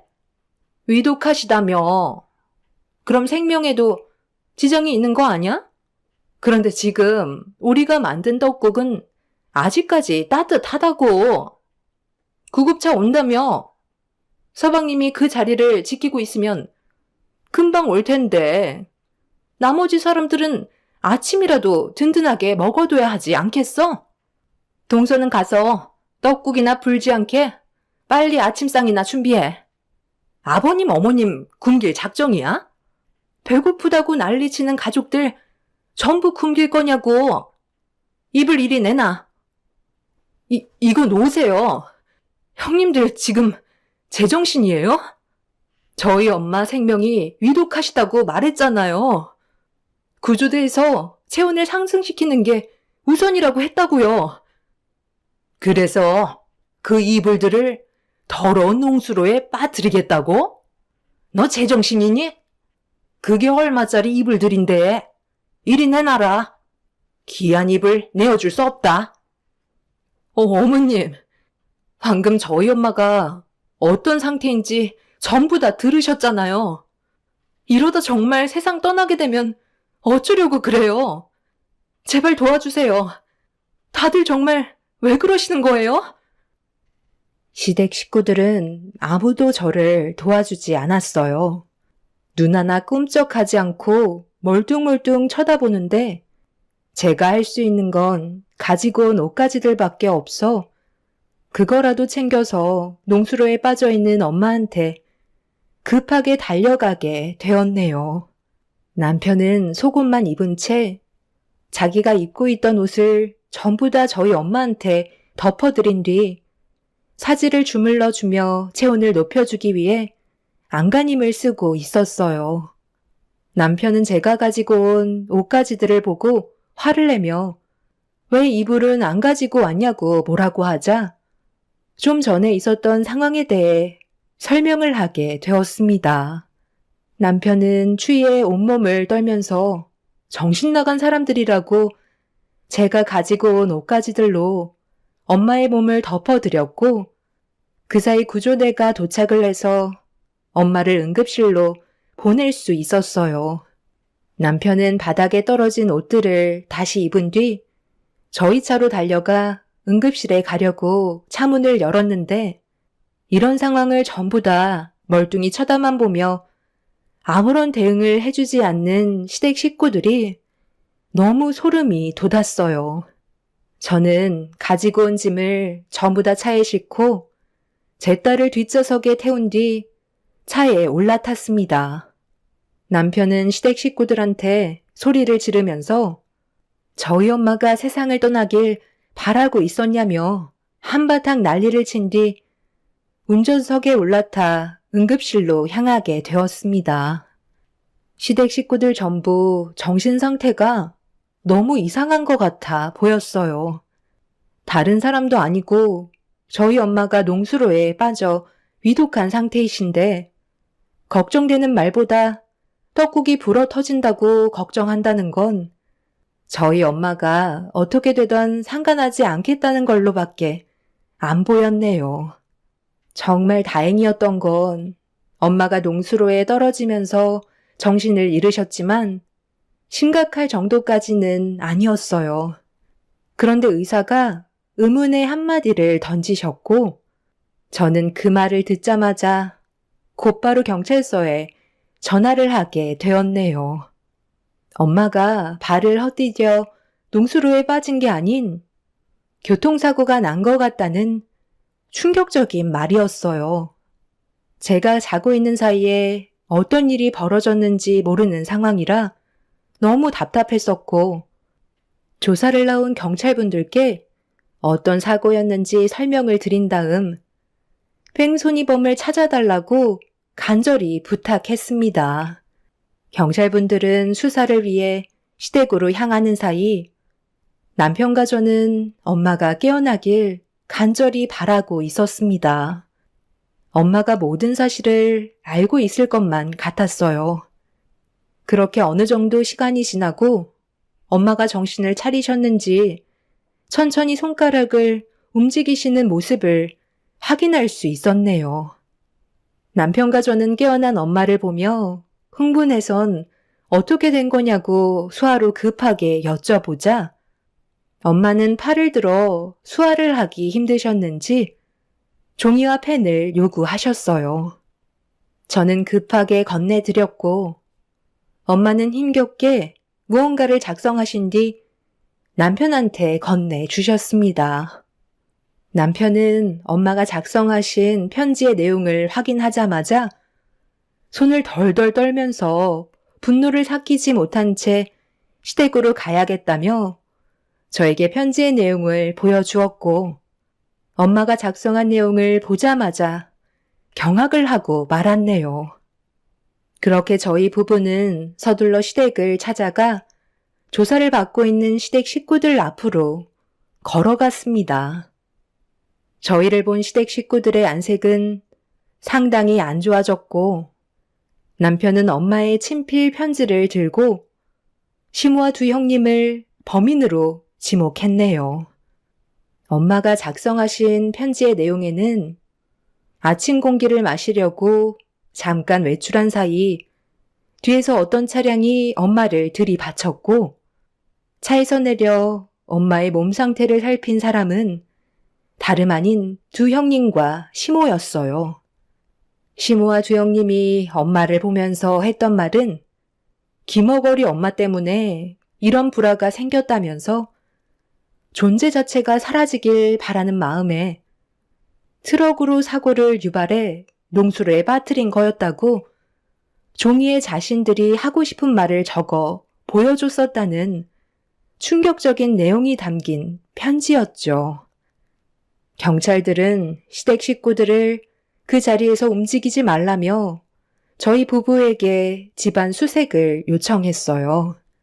수색 영장 없이는 함부로 남의 집에 들어갈 수 없는 상황이라 저희가 집안을 뒤졌고 잠시 뒤 쓰레기통을 뒤진 남편이 구겨진 한 장의 종이를 펼쳐보게 되면서 집안은 난리가 나고 말았네요. 저희 엄마가 작성하셨던 편지의 내용이 전부 다 사실이었던 겁니다. 결국 시모와 두영님은 경찰서로 연행이 되었고 자신들의 행동에 대해 전부 자백을 하게 되었네요. 시모와 두영님은 아침상을 보기 위해 트럭을 타고 잠깐 마트에 들렀었는데 집에 들어오는 도중에 농수로 옆에서 저희 엄마가 아침 공기를 마시며 걷고 계신 모습을 보고 형님은 저희 엄마만 없었어도 저희 부부를 시댁으로 들여와 농사일을 시킬 수 있었을 거라면서 갑자기 분노했고 그 말에 동조한 둘째 형님도 저희 엄마를 보며 큰형님을 부추기며 화를 돋갔습니다. 그러자 시모는 이런 모든 상황들이 전부 다 저희 엄마 때문에 그런 거라고 탓을 돌리게 되면서 분노를 참지 못한 첫째 형님이 결국 사고를 유발했던 거였네요. 너무 충격적인 일을 저지른 세 사람은 절대로 용서받지 못할 행동들 때문에 법적인 처벌을 면할 수 없었습니다. 그렇게 시댁 집안은 한순간에 무너져 내려버렸고 그날 이후 2번 다시 시댁에 찾아가는 일은 없었네요. 현재 시모와 두영님은 교도소에 있는 상태입니다. 물론 계획적 사건이 아닌 충동적 사건으로 판결이나 형량이 좀 줄어들긴 했지만 자신들이 선택한 행동에 대해서는 책임을 져야겠죠. 시부는 이런 충격적인 사실들 때문에 하시던 농사일을 전부 다 정리하고 저희 엄마한테 죄송하다며 재산의 일부를 보상금으로 주셨지만 마음이 좋지는 않네요. 집안의 가장들인 사람들이 하나같이 눈치만 보다가 사고가 터지고 나서야 저러는 모습 너무 꼴보기 싫었습니다. 시부와 아주버님들 또한 똑같이 잘못이 있다고 생각합니다. 앞으론 절대 만날 일이 없었으면 좋겠어요. 너무 큰 상처이고 기억하고 싶지 않은 순간들이었지만 그 사람들의 행동들을 여러분들께 알려드리고 싶었습니다. 저도 하루빨리 과거에 있던 안 좋은 기억들을 전부 털어버리고 앞으로 있을 날들만 생각하고 싶네요. 제 사연 들어주신 분들 감사합니다. 안녕하세요. 막장 드라마보다 더 막장 사연을 겪은 제 사연을 들려드릴게요. 전 30대 중반 여성이고 파혼 전적이 있어요. 미술을 전공한 저는 졸업을 하고 입시 강사로 일을 하다가 우연히 좋은 기회로 지역 여성회관의 주부들을 상대로 짧은 강의를 한 적이 있었어요. 간단한 취미로 취미 미술을 가르치는 일을 하였는데 그때 알게 된 주부 회원님의 소개로 결혼을 약속할 뻔한 남자를 만나게 되었답니다. 조금 부담스러웠으나 그래도 결혼 정년기였기 때문에 저 역시 진지하게 만남을 가지게 되었고 주부 회원님은 저에게 정말 좋은 사람이라며 입에 침이 마르게 칭찬을 하면서 저를 팍팍 밀어주었어요. 내가 잘 아는 집에 아들이거든. 그 엄마가 좀 유난스럽긴 한데 그래도 아들을 잘 키워놨어. 딱 참하고 예쁜 아가씨 원한다고 해서 자리 마련한 거니까 강사님도 잘해봐. 솔직히 요즘에는 좀 제대로 알고 만나야지. 무서운 세상이잖아. 아, 그러게요. 감사해요. 안 그래도 집에서도 제 결혼을 많이 걱정하셨는데 이렇게 신경 써주시니까 제가 너무 감사하네요. 아유, 감사할 것까지야. 나중에 잘 되면 밥이라도 한번 사. 그 집 엄마한테 내가 말 잘해놨으니까 잘 만나보라고. 그렇게 예비 남편을 만나게 되었고 예비 남편을 3번 만나고 나서 바로 예비 시모를 만나게 되었답니다. 그 만나게 된 사연 또한 아주 기가 막혔어요. 저희가 데이트를 하러 나왔는데 글쎄 예비 남편을 뒤따라와서 몰래 저희를 지켜보고 있었거든요. 기분도 나쁘고 꺼림칙한 마음이 있었지만 그때까지만 해도 어마어마한 분인 줄 아예 몰랐기 때문에 참을 수 있었어요. 엄마, 뭐예요? 아니, 여기를 어떻게 따라오신 거예요? 아, 진짜 그러지 말라니까. 한두 번도 아니고 이게 뭐예요? 아니나 지나가는 길에 우연히 들렸다가 본 거다. 넌 무슨 오해를 그렇게 하니? 네가 만나는 아가씨로구나. 뭐 말을 많이 들었겠지만 내가 우리 지혁이 엄마예요. 윗집 언니가 칭찬을 그렇게 했는데 외모는 기대 이하네. 이세를 생각해서라도 내가 외모는 중요하다고 했는데 보니까 눈쌍꺼풀은 했구만. 자연산인 날 속이기란 힘들지. 네? 아, 기대 이하라니. 어머님, 초면인데 말씀이 조금 지나치시네요. 외모 평가나 듣자고 지혁 씨 만나는 게 아닌 건데요. 그리고 이런 말 정말 유치하지만 저 쌍꺼풀 수술 안 했거든요. 요즘 세상에 수술해도 상관없지만 안 한 건 안 했다고 말해야죠. 아유, 아가씨, 말 재밌게 하네. 강사라 그런가? 좀 가르치는 말투라 거슬리긴 하는데 그래도 직업도 그렇고 딱히 어디 나가도 빠지지 않으니까 만남은 허락할게요. 우리 제대로 자리 한번 만들어서 식사나 하자고. 지혁아, 엄마 간다. 아, 진짜 미안해. 엄마가 워낙 유난히 심해. 다신 이런 일 없도록 할 거니까 화 풀어. 근데 엄마가 저 정도면 너 진짜 마음에 들어 하신 거야. 원래 같으면 바로 그 자리에서 헤어지라 마라 하시는 분인데 너 웬만큼 마음에 드셨나 봐. 장난해?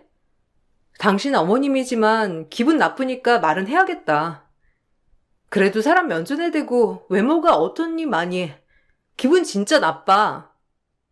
다짜고짜 제 외모를 지적해놓곤 만남을 허락한다나 뭐라나 하면서 자리를 떼는 예비 시모였어요.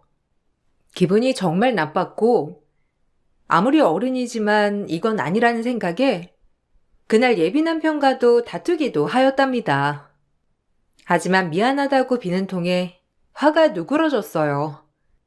그리고 그 다다음 날인가 여성회관에 출근을 하여 일을 하고 있는데 예비 시모라는 사람이 저를 찾아와서 얘기를 하더라고요. 나 알죠? 그때 우리 만났잖아.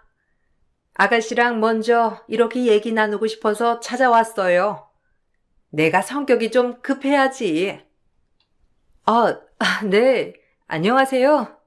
저도 말씀 나누고 싶었는데 잘 됐네요. 저 수업 하나만 하면 끝나거든요. 조금만 기다려주세요. 그럼 나 요 앞 카페에 가 있을 테니까 끝나고 와요. 오늘 옷 입은 착장 내 마음에 쏙 드네. 잘 어울려. 앞으로도 이렇게 입도록. 지난번에 입은 건 내 마음에 전혀 안 들더라. 애도 아니고 유아틱 해가지고 오늘 같은 룩은 아가씨한테도 딱이네. 이따 봐. 또다시 이상한 말을 남기고 예비 시모는 절 기다리겠다고 했고 전 수업을 하는 내내 기분이 좋지 않았습니다. 남자친구와 결혼을 생각하고 있었지만 아직 시어머니도 아닌 예비 시모에게 자꾸 평가받고 있는 것 같아 기분이 별로더라고요. 그렇게 수업을 마치고 카페에 가려는데 남자친구를 소개해주신 주부 회원님이 같이 만나러 가자고 하더라고요. 거리낌 없이 같이 가게 되었고 그렇게 예비 시모 저 남자친구를 소개해준 회원님과 얘기를 나누게 되었어요. 정말 수치스러운 자리였죠. 내가 정말 친한 언니가 괜찮다고 해서 우리 아들 소개해준 거라 허락은 했다만 호구조사가 들어가야 되겠지? 고향은 어디고 뭐 부모님 일하시는 것까지 읊어줄래요? 아무래도 결혼시키기 전에 내가 정확하게 그 집에 대해서 알아야 할 것 같은데 그래, 강사님, 얼른 얘기해드려.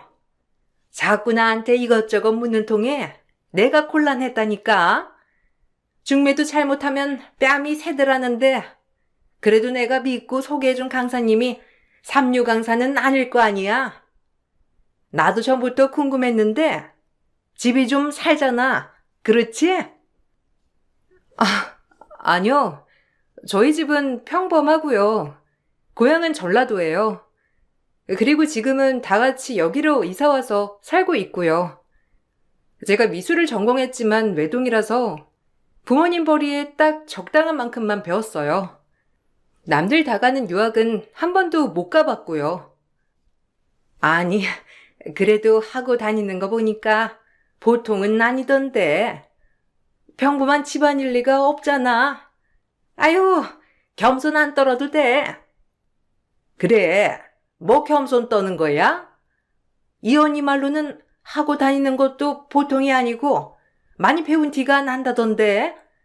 차도 좋은 거 끌고. 아, 대학은 홍익대 나온 건 맞고요. 차 역시 제가 열심히 일해서 뽑은 거예요. 금수저나 이런 건 전혀 아니고요. 아니, 부모님이 뭐 하시는데? 혹시 뭐 학교도 안 나오고 이런 건 아닐 거 아니야? 아, 갑자기 열불이 확 나네.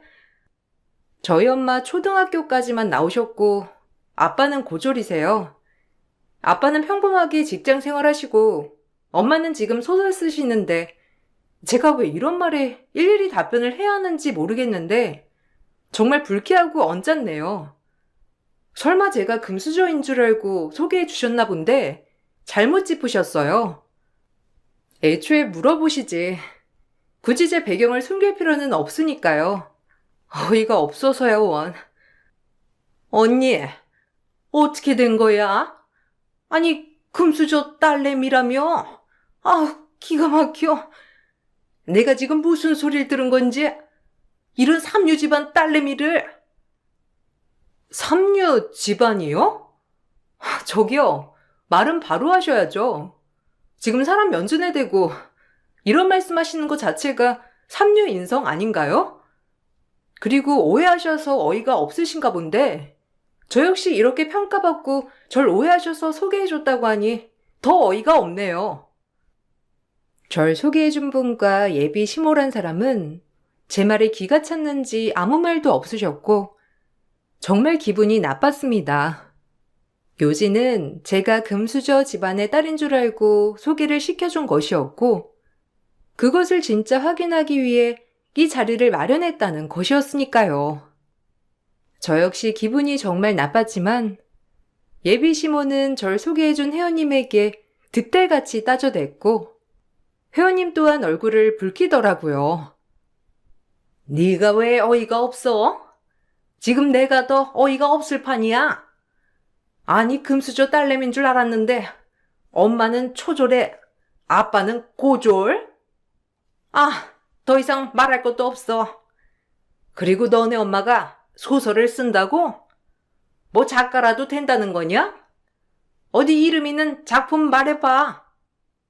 저희 엄마 아직은 내로라 할 작품은 없으시지만 그래도 꾸준히 글 쓰시고 계시고 나름 소소하게 행복을 찾고 계시는 분이시거든요. 왜 그렇게 비웃는 건진 모르겠지만 정말 기분이 나쁘네요. 그러면 지역 시내는 얼마나 대단하길래 이러시나요? 너희 집보단 대단하거든? 그런 집안의 딸이라면 우리 지역이랑 당장 헤어져. 본데 없는 건 지가 어딘가에 나는 법이야. 아유, 강사님 완전 흙수저였네. 그것도 모르고 내가 우리 지역엄마한테 실수했어. 미안해, 지역엄마. 더 잘 알아볼걸. 그러게, 언니 진짜 실수했네. 어디 갖다 댈 걸 대야지. 이런 집안의 딸내미를 어떻게 우리 아들에 갖다 붙여? 언니는 이제 내 얼굴 볼 생각 하지 마. 그리고 너, 우리 지역이한테 당장 떨어져야 할 것이야. 안 그러면 내가 가만 안 둘 줄 알아? 이 말을 끝으로 예비 시모와 제 회원은 자리를 떴고 더 보탤 말도 없이 전 그 자리에서 정말 수치스러웠습니다. 그리고 곧바로 남자친구에게 이별을 고했지만 남자친구는 이런 일이 한두 번이 아니었다는 듯 저를 설득시키면서 애원하더라고요. 솔직히 이런 적 한두 번이 아니야. 내가 너 말고 다른 여자 안 만나봤을 것 같아? 그때마다 엄마는 늘 저런 식이었어. 근데 이 정도로 사랑했던 여자는 네가 처음이야. 그동안엔 엄마가 반대하는 여자랑 다 헤어졌지만 이젠 못 헤어져. 네가 부모랑 인연 끊으라면 끊을게. 그러니까 나 좀 살려주라. 내가 어떻게든 너 상처 안 받게 잘할 테니까 기다려줘. 날 금수저 딸인 줄 알고 주선한 거라시잖아. 애초에 잘못 낀 열쇠야. 당신은 몰라. 내가 얼마나 수치스러웠는지. 알지. 왜 몰라. 엄마랑 절연하는 한이 있더라도 절대 포기 안 할 거니까 그리 알아. 그러니까 넌 기다리기만 하면 돼. 남자친구는 이번에야말로 본인 엄마를 꺾고 말겠다고 했고 그 약속을 지켰습니다. 금수저 집안의 딸인 줄 알았다가 지금은 그저 아무것도 아닌 저였기 때문에 예비 시모는 절 대놓고 마음에 안 들어 하기도 하였어요. 저도 그땐 제정신이 아니었는지 남자친구를 믿어보기로 결심을 했고 그렇게 결혼 준비가 시작이 되었답니다.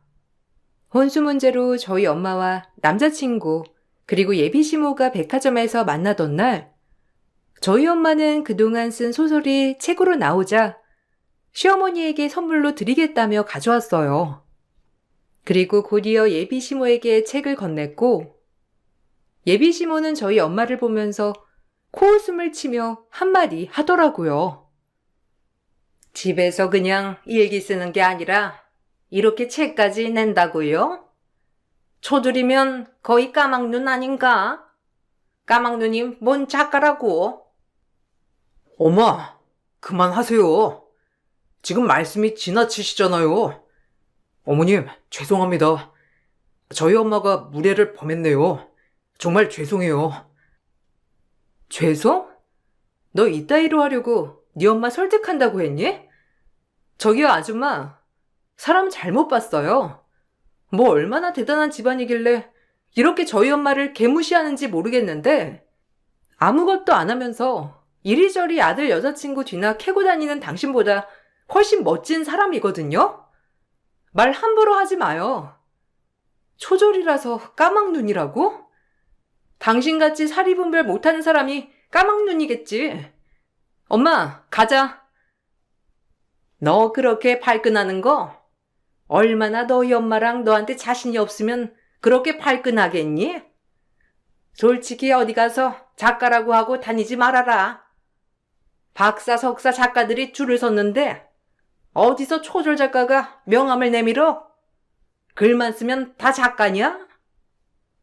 우리 딸이 결혼할 사람이라고 해서 최대한의 예의를 지키려고 했는데 정말 아드님이 뭘 배울지 걱정이네요. 그리고 내가 이런 집안인 거 알았으면 애초에 이 자리에 안 나오고 당장 파투 내버리는 건데 내 금 같은 시간이 아깝네요. 다신 보는 일 없도록 하죠. 그쪽 집이 얼마나 대단한 집인 줄 모르겠으나 사람을 그렇게 배경으로 판단하면 안 되는 거예요. 참 못 배우셨네요. 어디서 초졸이 나한테 못 배웠대? 지혁이 너, 이 사람이 얘기하는 거 들었지? 내가 웬만해서 결혼 허락하려 했는데 이 모녀가 이렇게 나온다면 절대 허락 못하지. 지네가 파투 내는 거니까 난 받아들이는 거야. 지혁이 너, 나 원망하지 마. 엄마 진짜 너무하시네요. 내가 다시 전화할게. 미안해. 어머님, 정말 죄송합니다. 면목 없어요. 제가 나중에 찾아뵐게요. 지혁군한텐 미안한데 자네 엄마니까 자네도 책임을 져야지. 다신 내 딸 만나지도 말고 나 찾아오지도 말아줬으면 해. 전 그렇게 결혼을 파투 내버렸어요. 애초에 시작하지 말아야 할 결혼 준비였다고 생각했습니다. 예비 시모도 그날 작정하고 파혼을 당하려고 나온 것처럼 말을 했기 때문에 제가 파혼을 통보했을 때 옳다커니 하며 파혼을 받아들였고 그저 남자친구만이 저에게 기를 쓰고 매달렸어요. 남자친구는 안쓰러운 마음도 들었지만 그 엄마의 그 아들이라고 이미 정이 떨어져 버렸어요. 그러면서 주마등처럼 많은 생각들이 오고 가더라고요. 얼마나 많은 여자친구들을 이런 식으로 내쳤을지 아마 평생 저 아들은 결혼도 못하고 엄마 옆에서 늙어 죽겠구나 싶은 마음까지 들면서 정말 한심한 생각이 들었고 그러면서 안도의 마음도 쓸어내렸죠. 내가 이렇게 빌어도 안 되겠어? 내가 미안하다니까. 우리 엄마 눈에 아무도 성에 안 찰 거야. 참, 우리 집도 잘난 게 없는데. 졸부가 원래 제일 무서운 거야. 당신 집 갑자기 딴 개발로 돈방석에 앉은 거라며. 원래 아무것도 없다가 갑자기 돈이 생기면 변하는 게 사람이지. 너희 엄마 천성이 원래 그런 건지 아니면 돈 때문에 저렇게 변한 건진 몰라도 잘 살길 바랄게. 네 엄마 눈높이에 맞는 여자 잘 찾아서 결혼하고. 아, 이왕이면 혼자 사는 것도 나쁘지 않겠다. 괜한 여자 신세 망치기 전에. 제발, 내가 이렇게 빌어도 안 되겠어? 엄마랑 나랑은 별개잖아. 네가 원하면 나 엄마랑 절연한다니까. 핏줄이 쉽게 끊어지겠니? 그리고 내가 그렇게 천륜을 끊어놓고 마음이 편할 것 같아? 난 그 정도로 남자를 얻고 싶진 않거든. 굳이 내가? 너도 나 깨끗이 입고 잘 살아. 너희 엄마가 아마 너한테 맞는 제 짝으로다가 언젠간 만나게 해 주시겠지. 전 그렇게 그 모습을 마지막으로 한참이나 남자친구를 보지 못했어요. 그리고 예비 시모가 뭐라고 했는지 제 직장에 저에 대해 소문이 파다하게 났었지만 그럼에도 좋은 회원분들이 제 편을 많이 들어주어서 용기를 내서 수업을 할 수 있었어요. 처음엔 말도 안 되는 소문과 제 집안에 대해서도 사람들이 말이 많았지만 저의 수업 태도와 강의 내용 때문에 잘 헤쳐나갔죠. 아니, 강사님이 무슨 죄야? 내가 저 옆였네. 저럴 줄 알았어. 지 아들도 아니고 한 달이 건너서 이상한 집에 소개해주더니 지금 이상한 소문내고 다니는 것 좀 봐. 저 여자 주둥이가 원래 저렇다니까. 강사님, 너무 신경 쓰지 마요. 우리 저 여자 말 안 믿으니까. 그 돈 많은 여편네라고 빌붙고 싶어서 강사님 소개해줬나 본데 강사님이 아깝지. 어디 그런 집안에. 에이, 괜찮아요. 뭐 살면서 이런 일 있을 수도 있는 거죠. 그래도 회원님들이 절 믿어주셔서 정말 감사한걸요. 허! 지역 엄마가 얼마나 욕하던지. 내 체면이 말이 아니에요. 여기 회원들 선동해서 나 이상한 사람으로 몰고 가지 말고. 솔직히 흑수저가 우리 같은 보유증 아줌마들 가르치는 거 웃기니까 사표 쓰고 이 강사 자리에서 물러나 줄래요? 아니, 당신이 뭔데 강사님 보고 물러나란 말아야? 당신이 그만둬 그럼. 우리는 강사님한테 더 배우고 싶으니까. 이 여자 완전 흑수저 강사라니까. 우리가 이런 사람한테 강의를 들어야겠어요? 아니, 아줌마도 눈 똑바로 뜨고 봐. 와, 본인 멋대로 금수저 딸이니 뭐니 판단하고 남자친구 소개해주더니 이젠 사람들 선동해서 절 매장시키려 하네요. 어디 한번 해보세요. 제가 눈 하나 깜짝 하나. 그리고 흑수저가 뭐가 어때서요? 제가 남한테 사기를 쳤나요? 피해를 줬나요? 없는 형편에 열심히 공부하고 그림 그려서 이 자리까지 온 건데 이게 왜 그렇게 욕을 먹어야 될 일이죠? 마인드 좀 뜯어 고치세요. 강사님 말이 맞지. 여기까지 오느라 칭찬 한마디 못해주면서 엄마뻘이나 되는 사람이 사람 앞길을 망치려 들어? 당신이나 이 수업 들으러 나오지 마. 아줌마들 사이에서 물 흐르고 아주 못돼 처먹었다니까. 강사님, 저 여자 신경 쓰지도 마세요. 그렇게 한동안 일자리에서도 말이 많았지만 전 꿋꿋이 제 자리를 지켰습니다. 전 정말 잘못한 게 없다고 생각했었고 다행히 절 많이 지지해주던 회원님들이 많았기 때문에 그 다음 학기까지 수업을 할 수 있었어요. 그러면서 문득 강의가 아닌 제가 진짜 좋아했던 그림을 다시 그려보고 싶다는 생각도 하게 되었답니다. 이제는 제가 원하는 인생을 살고 싶었거든요. 그리고 몇 년이 흘렀고 저의 상황은 많이 바뀌어 있었어요. 저희 엄마 또한 본인의 위치에서 최선을 다했기 때문에 드디어 베스트셀러 작가가 된 것이었죠. 베스트셀러 작가가 되었기 때문인지 글을 쓰는 족족 대박이 나기도 하더라고요. 엄마가 이렇게 해낼 줄 알았다니까. 역시 우리 엄마야. 정말 멋져. 꿈을 잃지 않고 이렇게 힘내줘서 고마워. 너랑 아빠 덕분이지. 솔직히 내가 이렇게 마음 편하게 글을 쓸 수 있는 게 얼마나 복인 거니. 고마워 정말. 당신이 잘 쓴 건데 뭐. 그래도 이렇게 빛을 발하니까 너무 좋다. 당신은 집 걱정 말고 하고 싶은 일 실컷 해. 엄마가 최대한 너 뒷바라지 많이 해줄게. 너도 이제 네가 하고 싶은 미술 해. 그림 그리랴 수업하랴 힘들었잖아.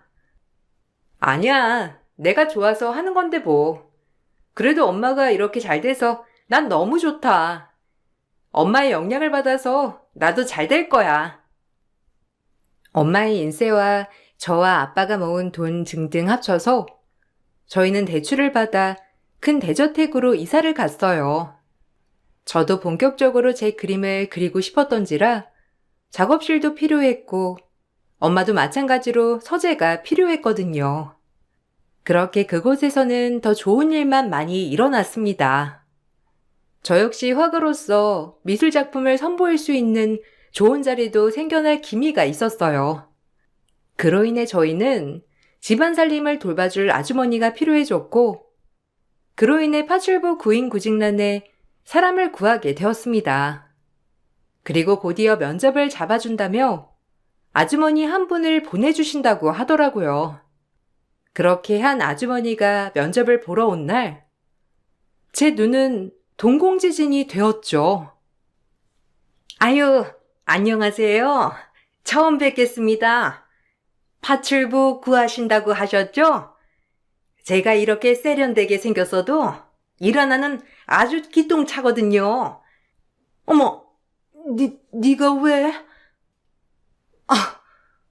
저희 집 파출부로 오신 분이 당신이었어요?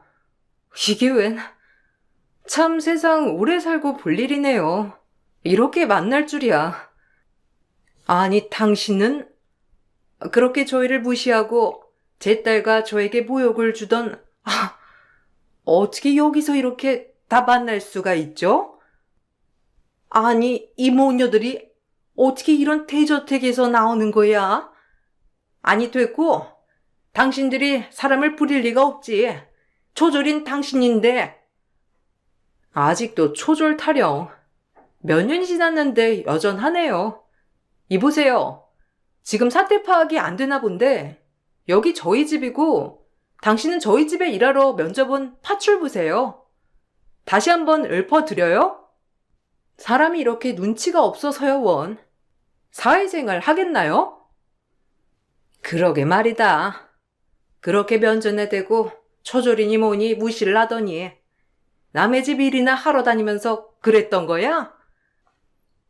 예비 시보였던 그 사람은 저렇게 말을 퍼부었지만 엄마를 보고 충격을 받았는지 뒤돌아가다가 거품을 물며 쓰러졌어요. 일단 사람은 살리고 보자 싶어 전 예비 시모였던 분을 병원으로 얼른 모셨고 그렇게 몇 년 만에 전 남자친구에게 전화를 하게 되었답니다. 전 남자친구 또한 제 전화를 받고 많이 놀래기도 했지만 본인의 꼴을 보여주기가 창피해 보이더라고요. 그리고 뒤이어 입을 열어 본인들의 이야기를 해주는데 참 세상에 모든 영원한 게 없다고 많이 느끼게 된 계기가 되었어요. 오랜만이다. 네 전화 받고 많이 놀랐는데 그래도 이렇게 잘 살고 있었네. 진짜 면목 없어. 엄마 모시고 와줘서 고마워. 어느 누구라도 그렇게 했을 거야. 길에 사람이 쓰러졌는데 지나칠 수가 없잖아. 근데 당신 엄마가 왜 우리 집에 일을 하러 오셨는지 말해줄 수 있어? 땅 개발돼서 집에 돈 많다고 하지 않았어? 어떻게 갑자기 이렇게 당황스럽더라. 사실 엄마가 상가 투자 사기 때문에 지금 오갈 데 없는 신세가 됐어. 나도 마찬가지지. 그래도 난 회사 기숙사에서 지내긴 하는데 집까지 다 날리고 엄마 지금 이곳저곳 일용직 하면서 거기 당직실에서 먹고 자고 하시거든. 나까지 대출 받아서 상가에 투자한 거라 더 이상 대출도 불가능하고 다음 달 월급 받으면 엄마 원룸이나 고시원 얻어드려야지. 뭐? 그렇게 부질없는 돈이었으면서 우리 집을 업신여긴 거구나? 처지 안타까운데 솔직히 벌 받은 거라고 생각할게. 그래, 넌 그렇게 생각할 만해. 우리 엄마가 너한테 좀 심하게 그랬냐? 어머님한테도 마찬가지고 진짜 벌 받은 거지 뭐. 남자친구에게 들은 얘기로는 집이 풀썩 주저앉았다고 했어요. 워낙에도 돈 욕심이 엄청났던 분이었기 때문에 그 돈을 어떻게 불릴까 하다가 상가를 사서 돈을 불리겠다는 목적으로 상가를 구매했는데 알고 보니 허위 매물이었던 것이었죠. 그리고 벌을 받은 것이 본인도 그 매물을 투기 목적으로 구매했다는 것도 밝혀져서 경찰에 신고할 수조차도 없던 거였어요. 욕심이 화를 부른 처지가 되었던 것이었고 그러면서 집이 필요하니 입주 가사 도우미 일을 찾고 계셨던 거예요. 아휴, 여기가 어디야? 아니, 네가 여긴 어떻게? 너 그 대저택 어떻게 된 거야? 너네 부모 뭐 보잘것도 없었잖아. 네가 아무리 월급을 많이 받는다고 해도 성북동의 그 큰 대저택에 살 수나 있어? 말이 안 되는 소리지. 어떻게 된 거야? 너 혹시 남자 하나 물어가지고 살림 폈니? 그렇지 않고서야 너네가 그런 대저택에 살 수가 없잖아. 요즘이 어떤 세상인데. 이제 깨셨네요. 저희 엄마 작가라고 했잖아요. 학벌은 어머님이 그렇게 무시하던 초졸이지만 다행히 베스트셀러가 됐네요. 배 아파서 어떻게 해요? 저한테 줬던 모욕 저 하나도 안 잊혀요. 그래도 다행히 이런 치욕을 이렇게라도 되갚으니 속이 좀 뚫리는 것 같네요. 투기 목적으로 구매하신 상가 사기 당하셨다는 거 잘 들었어요. 역시 본성 참 어디 안 가죠? 뭐야? 얘 뭐 이런 얘기까지? 내가 지금 이런 신세지만 나같이 세련된 여자가 그러고 살겠니? 당장이라도 일어나지. 나한테 돈 해주겠다는 사람 줄 섰는데 내가 부담스러워서 거절한 거란다. 그러니까 난 너무 불쌍한 시선으로 보지 말아줘. 제가 어떻게 불쌍하게 보겠어요. 얼마나 잘나신 분인데. 어쨌든 이렇게 일어나셨고 지혁씨 왔으니 전 가볼게요. 우리 지혁이 보니까 다시 마음이 좀 생기니? 이제라도 다시 만나는 거 허락할게. 어차피 둘이 결혼까지 하려고 했던 사이잖아. 지나고 보니까 너처럼 우리 지혁이랑 어울리는 애도 없었던 것 같고 이제라도 만나보렴. 허락한다. 됐거든요? 이제 와서 우리 집 좀 사는 것 같고 본인 집이야말로 쫄딱 망하니까 다시 만나라고? 무슨 이런 태세 전환이 다 있어? 이게 어른한테 어디서? 그때는 네가 우리 지혁이한테 견줄급이 아니었잖아. 이젠 좀 된 것 같으니까 허락한다니까. 당신이 허락한다고 내가 만날 것 같아? 이제 그쪽 집안이 우리 집에 견줄급이 안 되잖아요. 정신 차리고 상황을 좀 보세요.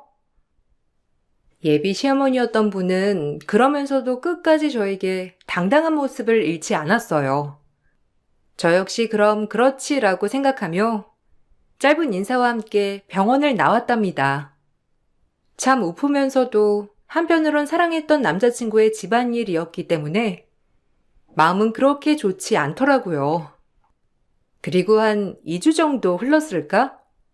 모르는 번호로 전화 한 통이 와서 전화를 받으니 예비 시어머니란 사람이었어요. 꼭 만나서 할 얘기가 있다고 하길래 시간을 내서 만나러 갔습니다. 그리고 그날은 지난번과 다르게 완전 다른 모습이더라고요. 왔니? 너네 엄마 책 내가 없는 돈에 다 사서 읽었다. 어쩜 이렇게 재밌게 책을 쓴다니? 역시 끼가 보통 끼가 아니셨어. 네가 그 어머니 피를 물려받아서 이렇게 예체능에 재능이 있던 거구나. 어떻게 보면 대단한 거지. 거두절미하고 무슨 일로 만나자고 하신 거예요? 저희가 이렇게 담소나 하하호호 나눌 사이는 아니니까 용건만 말해주세요. 지혁이한테 듣기로는 너도 이제 화가로서 뭐 입지를 다져가는 중이기도 하고 너희 집 내가 생각했던 것보다 훨씬 더 성공했다며? 지혁이랑 너랑 더 이상 엮일 일 없다고 하니까 내가 널 이렇게 부른 건데 거절은 하지 않았으면 좋겠다. 네, 보시다시피 그렇네요. 그리고 그때 결혼했으면 아마 전 화가로서 제 꿈을 펼치지도 못했을 거라 정말 다행이죠. 알겠어. 네 얘기는. 저기, 나 돈 좀 꺼줄래? 그래, 내가 너한테 모질게 했다는 거 인정하마. 다 사과할게. 그러니까 그냥 네가 꺼줄 수 있는 선에서 나 돈 좀 해줘라. 그래도 한때는 시어머니와 며느리 될 사이일 뻔했는데 이 정도는 해줄 수 있잖아. 아니면 우리 지역이 다시 만나던가. 그게 아니면 돈 좀 해줘. 내가 어떻게든 이 돈은 꼭 갚을 거야. 그러니까 나한테 돈 좀 해줄래? 순간 제 길을 의심했어요. 정말 다짜고짜 돈을 해달라니. 원래도 뻔뻔하고 이기적인 건 알았지만 이렇게 본인이 막말을 내뱉은 당사자한테 이제 와서 아쉬운 소리를 해대며 돈을 해달라고 하는 소리가 저를 더욱 기막히게 하더라고요. 그러면서 내가 이런 사람을 시어머니로 맞이할 뻔했다는 생각을 하니 온몸에 소름이 돋으면서 파혼 잘했다 생각이 들었어요. 아니, 돈 꺼줄 사람 널렸다고 하지 않았나요? 한때 그런 사이였지만 정말 지금은 완전 앙금이 있는 사이죠. 그 앙금을 만든 건 당신이고요. 죄송한데 돈 얘기하실 거면 저 일어나 볼게요. 난 또 무슨 급한 얘기라고. 저희 엄마 그렇게 무시하시더니 그래도 책 재밌다고 해준 건 감사하네요. 학벌이 다가 아니란 걸 좀 아셨으면 좋겠어요. 불법 저지르며 배 불리려고 하는 사람들보다 정말 열심히 본인의 재능을 갈고 닦아 사시는 분이거든요. 그럼 가보겠습니다. 천천히 돌아가세요. 아니, 내 얘기 안 끝났어. 너한테 그 돈, 큰 돈은 아니잖아. 지금 내가 여기에 투자만 하면 너 돈 금방 갚을 수 있다고. 땅 개발되셔서 돈 버셨다고 했죠? 그렇게 가만히 있으면 돈이 어디서 떨어질 일이 얼마나 된다고 생각하세요? 처음 번 돈을 쉽게 벌어서 자꾸 쉽게 벌려고 하시는 것 같은데 열심히 일을 내서 벌 생각을 하세요. 자꾸 투자하니 뭐니 하지 마시고. 그분은 저에게 돈을 꾸러 왔었어요. 이 사실을 전 남자친구에게 고하니 전 남자친구 또한 저에게 면목 없어하며 사과를 하였답니다. 그리고 전 그날부로 전 남자친구와 예비 시어머니의 번호를 차단했고 그림 그리기에만 열중했어요. 한편으론 마음이 안 좋기도 하지만 그래도 그때 받은 서름을 이렇게라도 갚을 수 있어서 통쾌한 마음이 들기도 했어요. 다 이렇게 갚게 되는 거야. 사람한테 상처 주면 돌려받게 되는 거지. 너도 어디 가서 남한테 그런 상처 주지 마라. 당연하지. 난 저런 사람 정말 극혐이야. 그리고 엄마랑 아빠가 날 좀 잘 키워줬어. 어디 가서 저런 사람은 안 될 거야. 그러게. 다 돌아오는 거야. 부메랑처럼. 엄마는 아직도 그때 백화점에서 저 여자가 한 말 기억이 생생해. 그때부터 얼마나 이를 악물었는지. 어떻게 보면 저 여자가 엄마가 글을 쓰는 원동력이 되기도 한 것 같아. 참 우프지 않니? 제가 이 세상에서 가장 잘한 일이 있다면 그때 결혼을 하지 않고 파혼했던 일이에요. 아마 지금 그 남자친구와 결혼했다면 미술은커녕 계속 강사 일을 하며 돈을 벌어야 했을 거고 그런 딸이 걱정되어 저희 엄마도 글을 잘 쓰지 못하셨겠죠. 모든 일엔 때가 있고 시기가 있다는 것을 배웠습니다. 파혼 당시 남들이 상상할 수 없을 만큼 큰 상처를 받아서 마음이 정말 안 좋았지만 지금은 언제 그랬냐는 듯 이렇게 웃고 지내고 있어요. 여러분들도 가슴 한편에 말 못할 사연 하나쯤은 있으시죠? 그 사연을 진정 털어내고 나니 마음이 편안해지는 요즘이에요. 혹시라도 안 좋은 일이 많으시거든 웃는 날을 상상하며 지내보세요. 정말 웃을 일이 많이 생긴답니다. 제 사연을 즐겁게 들어주셔서 감사드리고 좋은 하루 보내시길 바랄게요. 감사합니다.